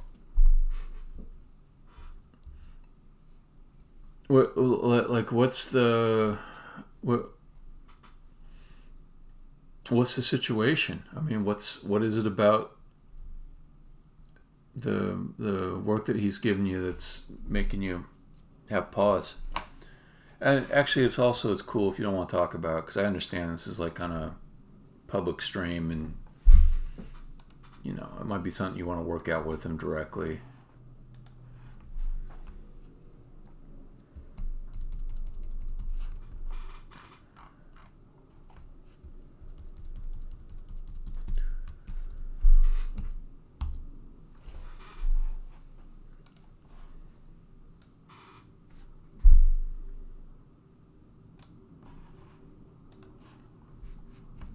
Yeah.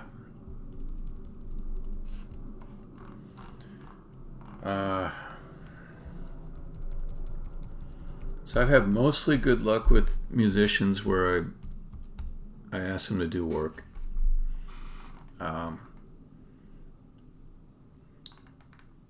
Few things I found more helpful is and most musicians do this anyways.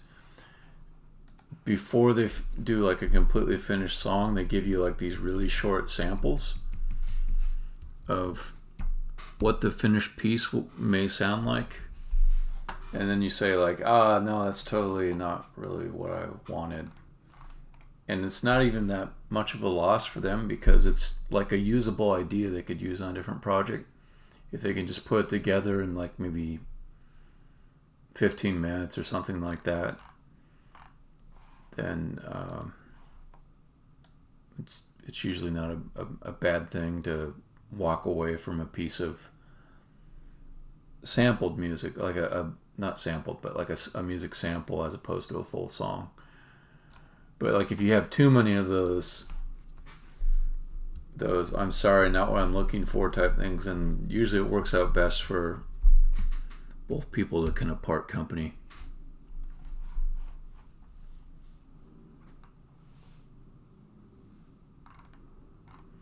Yeah, I sometimes it just doesn't work out, and it's not even necessarily their fault or your fault.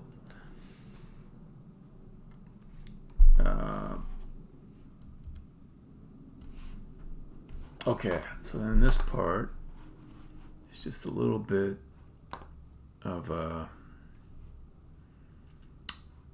fading out so that the two things match up. So if I set my opacity down to 50%, that seems right. And then let's get the brush size down a little bit.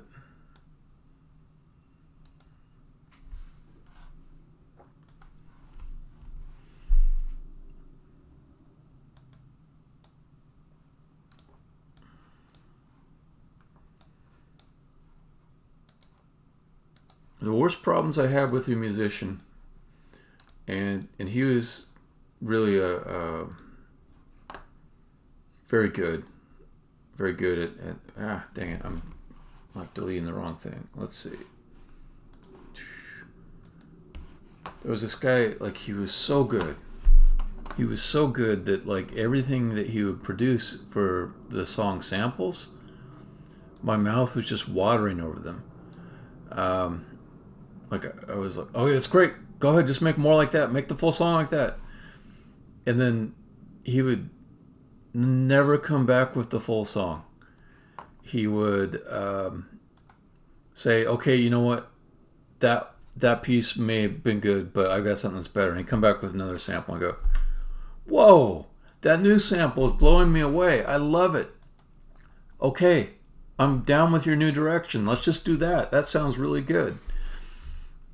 And then like some weeks would go by and I go, hey, how's it going with the new song? And you go, I am really unhappy with my gear right now. I'm getting like brand new this and that hardware, and it's going to sound so much better. You're going to love the result. He would never get anything done. It always sounded like he was about ready to do something too. And he did amazing work, and it was always like he was on the verge of delivering something great to you.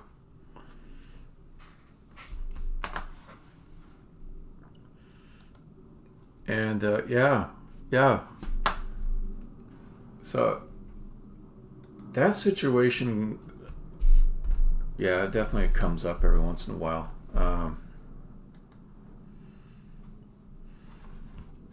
The guy that did my character models, who is awesome, Isak, I can't stop singing the praises of his work.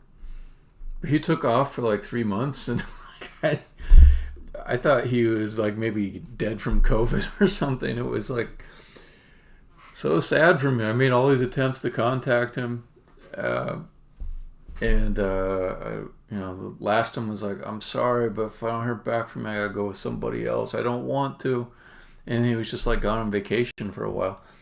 And so after that, I just said, okay, when you've got somebody that's working with you, that's doing great work, and they've got a flow, and they're saying, I'm ready for more, send me more work, I'll do it.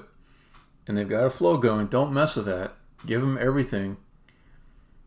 Let them ride that flow. And feel lucky, because something can come along that messes that up. Yeah, something can definitely come along that messes that up.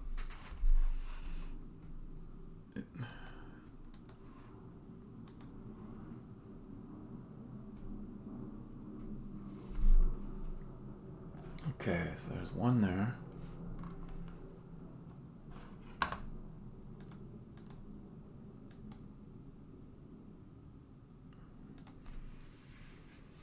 Yeah. So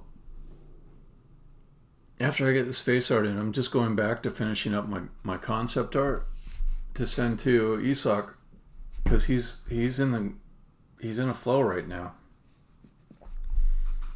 and I want to get it while it's good.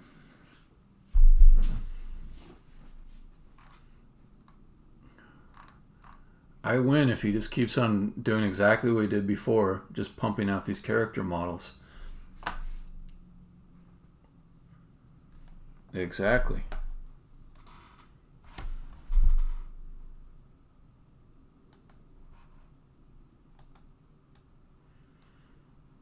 And if I screw around, then like he'll break up with his girlfriend or something in a month, and he'll be like, I just don't feel like doing the work. Or more likely, yeah, I should have it for you next week, and 5 weeks later, that kind of thing. So yeah, when the work is flowing, don't mess around, get it.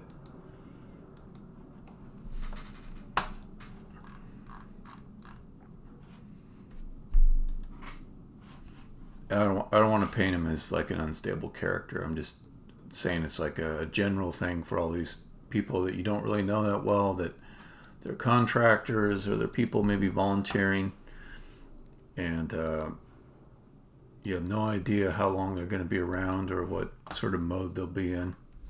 Yeah. Get it while it's hot.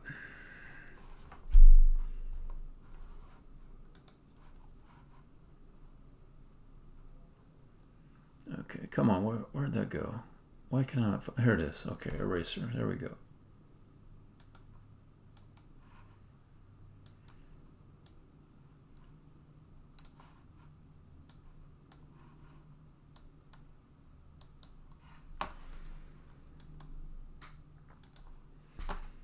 Okay, this isn't bad. This isn't bad. Let's see.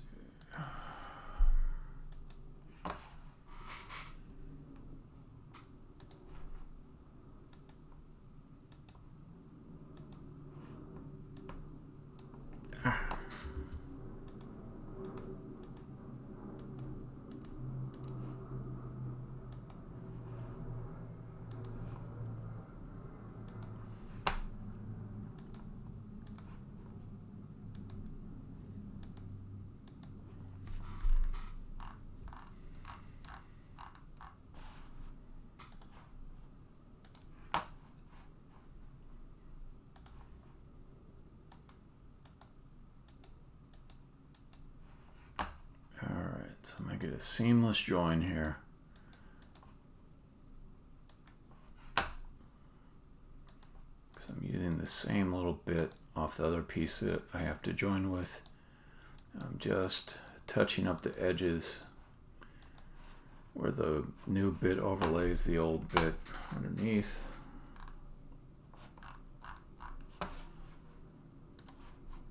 So that's continuous.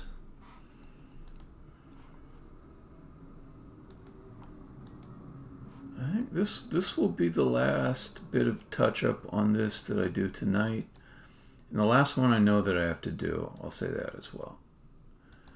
So I should be able tomorrow to put this in the game, and it will probably have a few more problems I gotta fix, but put it in the game tomorrow, then we'll get to see M have a conversation with Billy and not showing the same face of herself repeated. And it'll look good instead of weird. Weird's not bad. It'll look good instead of confusing. There'll be plenty of weird things about it, but it will not look confusing and yeah. Okay, did I get one on top of this?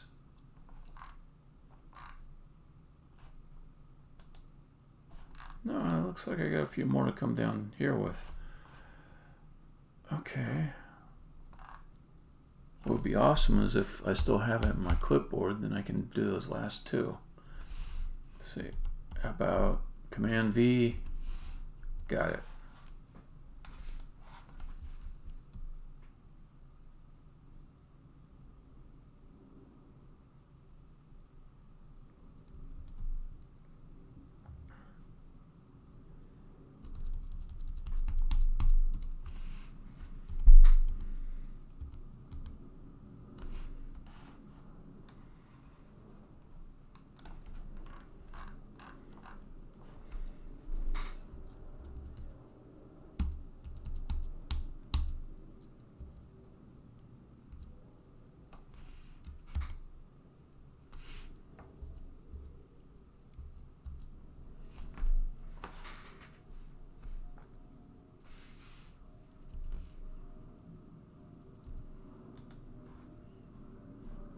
Duplicate the layer.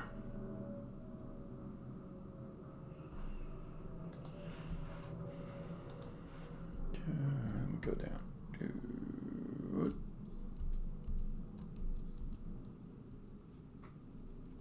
Okay.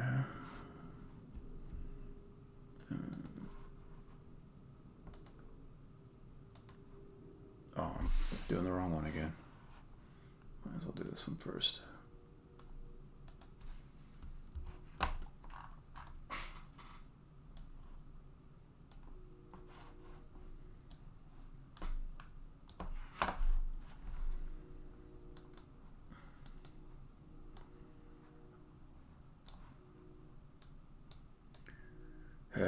It's a costly decision in my rig layout to have this seam here.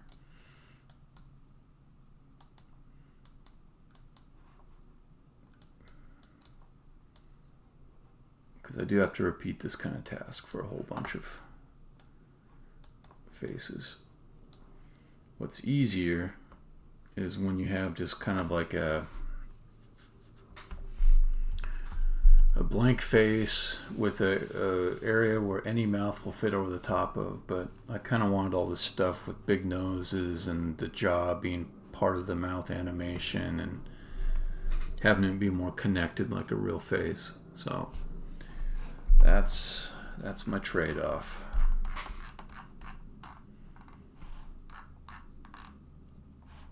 All right, so you go along with AI.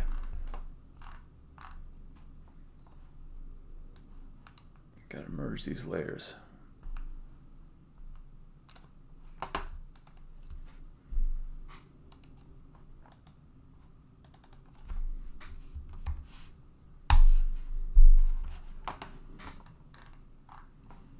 Okay, you go along with consonant.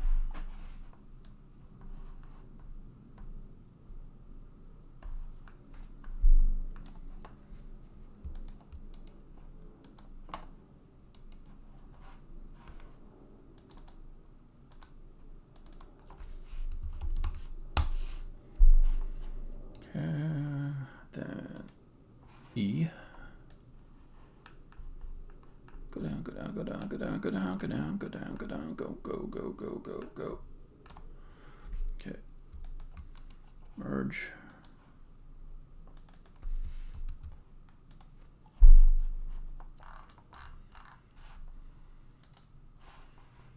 FV.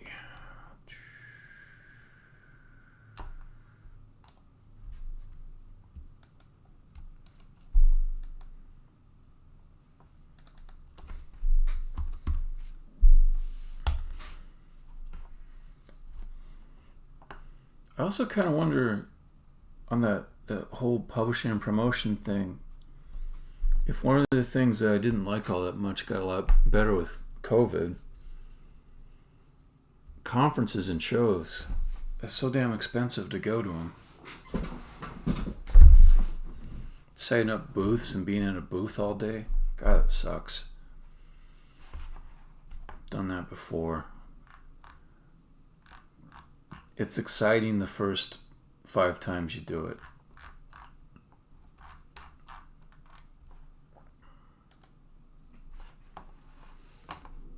And then particularly, you know, if you go to a show, you're an indie dev, you're going to hang out in like the ghetto area of the conference. Well, everyone goes and checks out, you know, the EA mega booth and Activision, Ubisoft, and all that.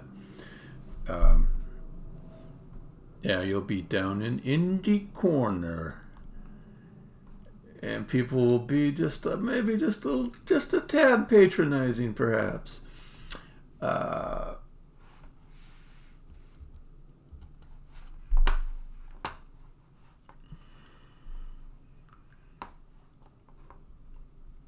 was doing not a game project, but it's like some other software for a car company. I went to CES and I was just like there all day, and my feet hurt, and I got tired of talking to people over and over again about the same things. Yeah, comfortable shoes. 2 pairs of shoes. You want to bring 2 pairs of shoes with you, because at the end of the day, your feet are all hot and gross feeling, and then you put them into a new pair of shoes, and then they feel better because it's like a cool pair of shoes that you haven't been standing in all day. But then somebody at these shows, after you've been doing all that shit all day, always has the idea that the best thing to do would be to have like kind of a social meetup with some of the same people that you we're doing some stuff with at the show, maybe, or colleagues or something along those lines. And there's this sort of grim determination to get like every last little bit of value out of that visit that you geared up for and packed all your shit and went to for. And maybe even like there's some kind of opportunity that might happen in that dinner that you go to, or the bar event that you go to after you've been on the floor for 16 hours. And yeah, it's just gross, man. Fucking hate trade shows. Used to get excited about being present at them, but don't get me wrong, I'd do another one again if that was the right thing to do, but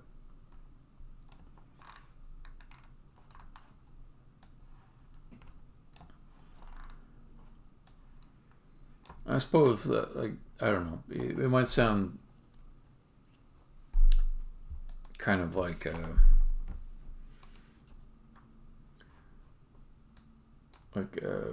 ungrateful sort of thing, you know, because maybe somebody else that's like, well, I want to go to a trade show. I think that'd be cool. Go ahead. You will enjoy it. Like I said, the first 5 times maybe. I do recommend the experience to anyone who hasn't done it, but man, it's really, really wearying after a while.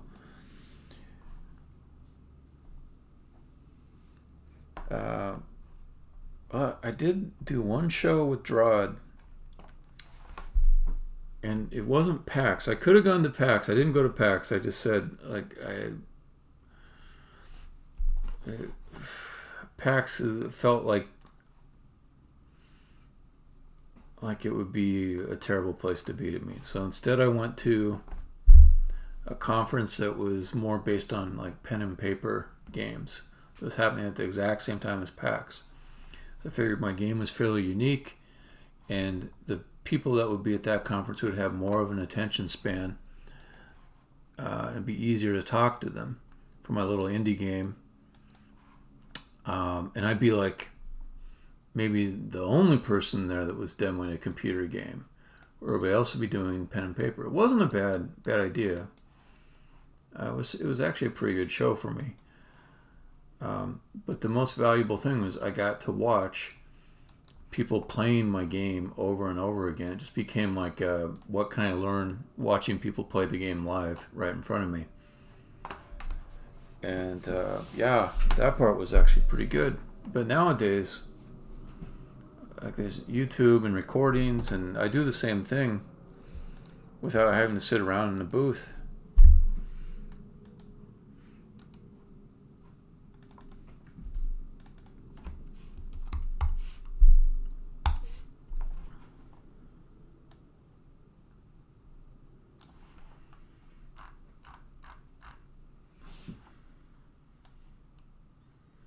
And today somebody was playing the game. Yeah, I should be honest though, I've never actually presented at PAX or set up a booth at PAX. I think I walked through the floor once, and I had like a free pass or something, and I was just sort of feeling besieged by the crowds, and I like got out of there, and yeah, but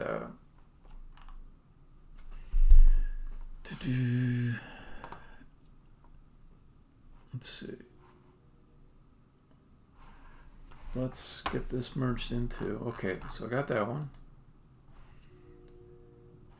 See, a little bit of difference in the color there. I could blend that. It wouldn't be that hard to blend it. Anyways, let's make sure I get this one in. This one looks like it still needs a little blending. I went over a little fast, maybe.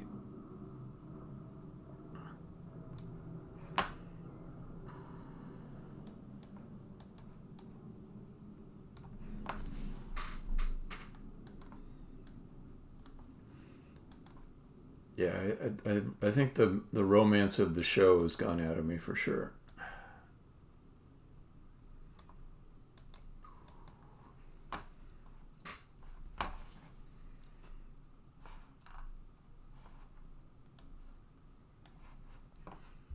I think part of it is I feel like most shows like that I've gone to with something to sell, I felt like the person who always did well in those shows every single time was whoever was running that show.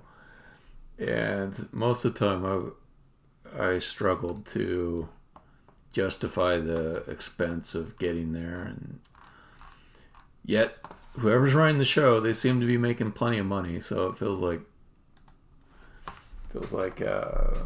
maybe it's not set up that great for somebody like me most of the time. Well, that one Dragonflight thing I went to, that one year, that pen and paper one, that one was actually pretty good. And it might not be completely unrelated to the show being smaller and less successful.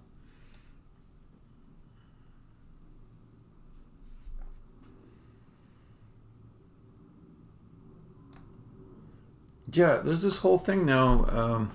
There's some different articles been written about, and there was a study that was done recently that triggered it all, of the value of advertising being almost non-existent for most of the people that are paying money for advertising.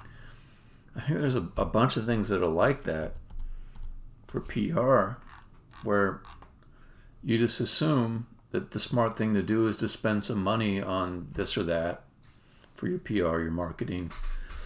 And you get fooled, and like the best people get fooled by it. It just feels like they got to be there. Well, why? Their competitors are there, so they got to be there too, or get left out. That kind of thing, maybe.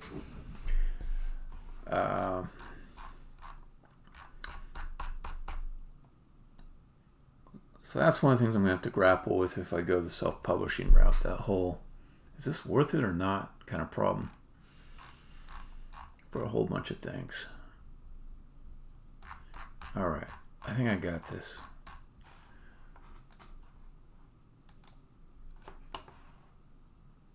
Okay, save that. That's all good. And this is probably a good time for me to wrap it up. Davey, I'm going to say goodnight to you. Keep going with your game, man. With this new clone action thing, you're going to press the C key, you're going to drop a clone, you're going to teleport back to where the clone was 5 seconds ago. Yeah. All right, man. I'll catch you later. Stopping the stream.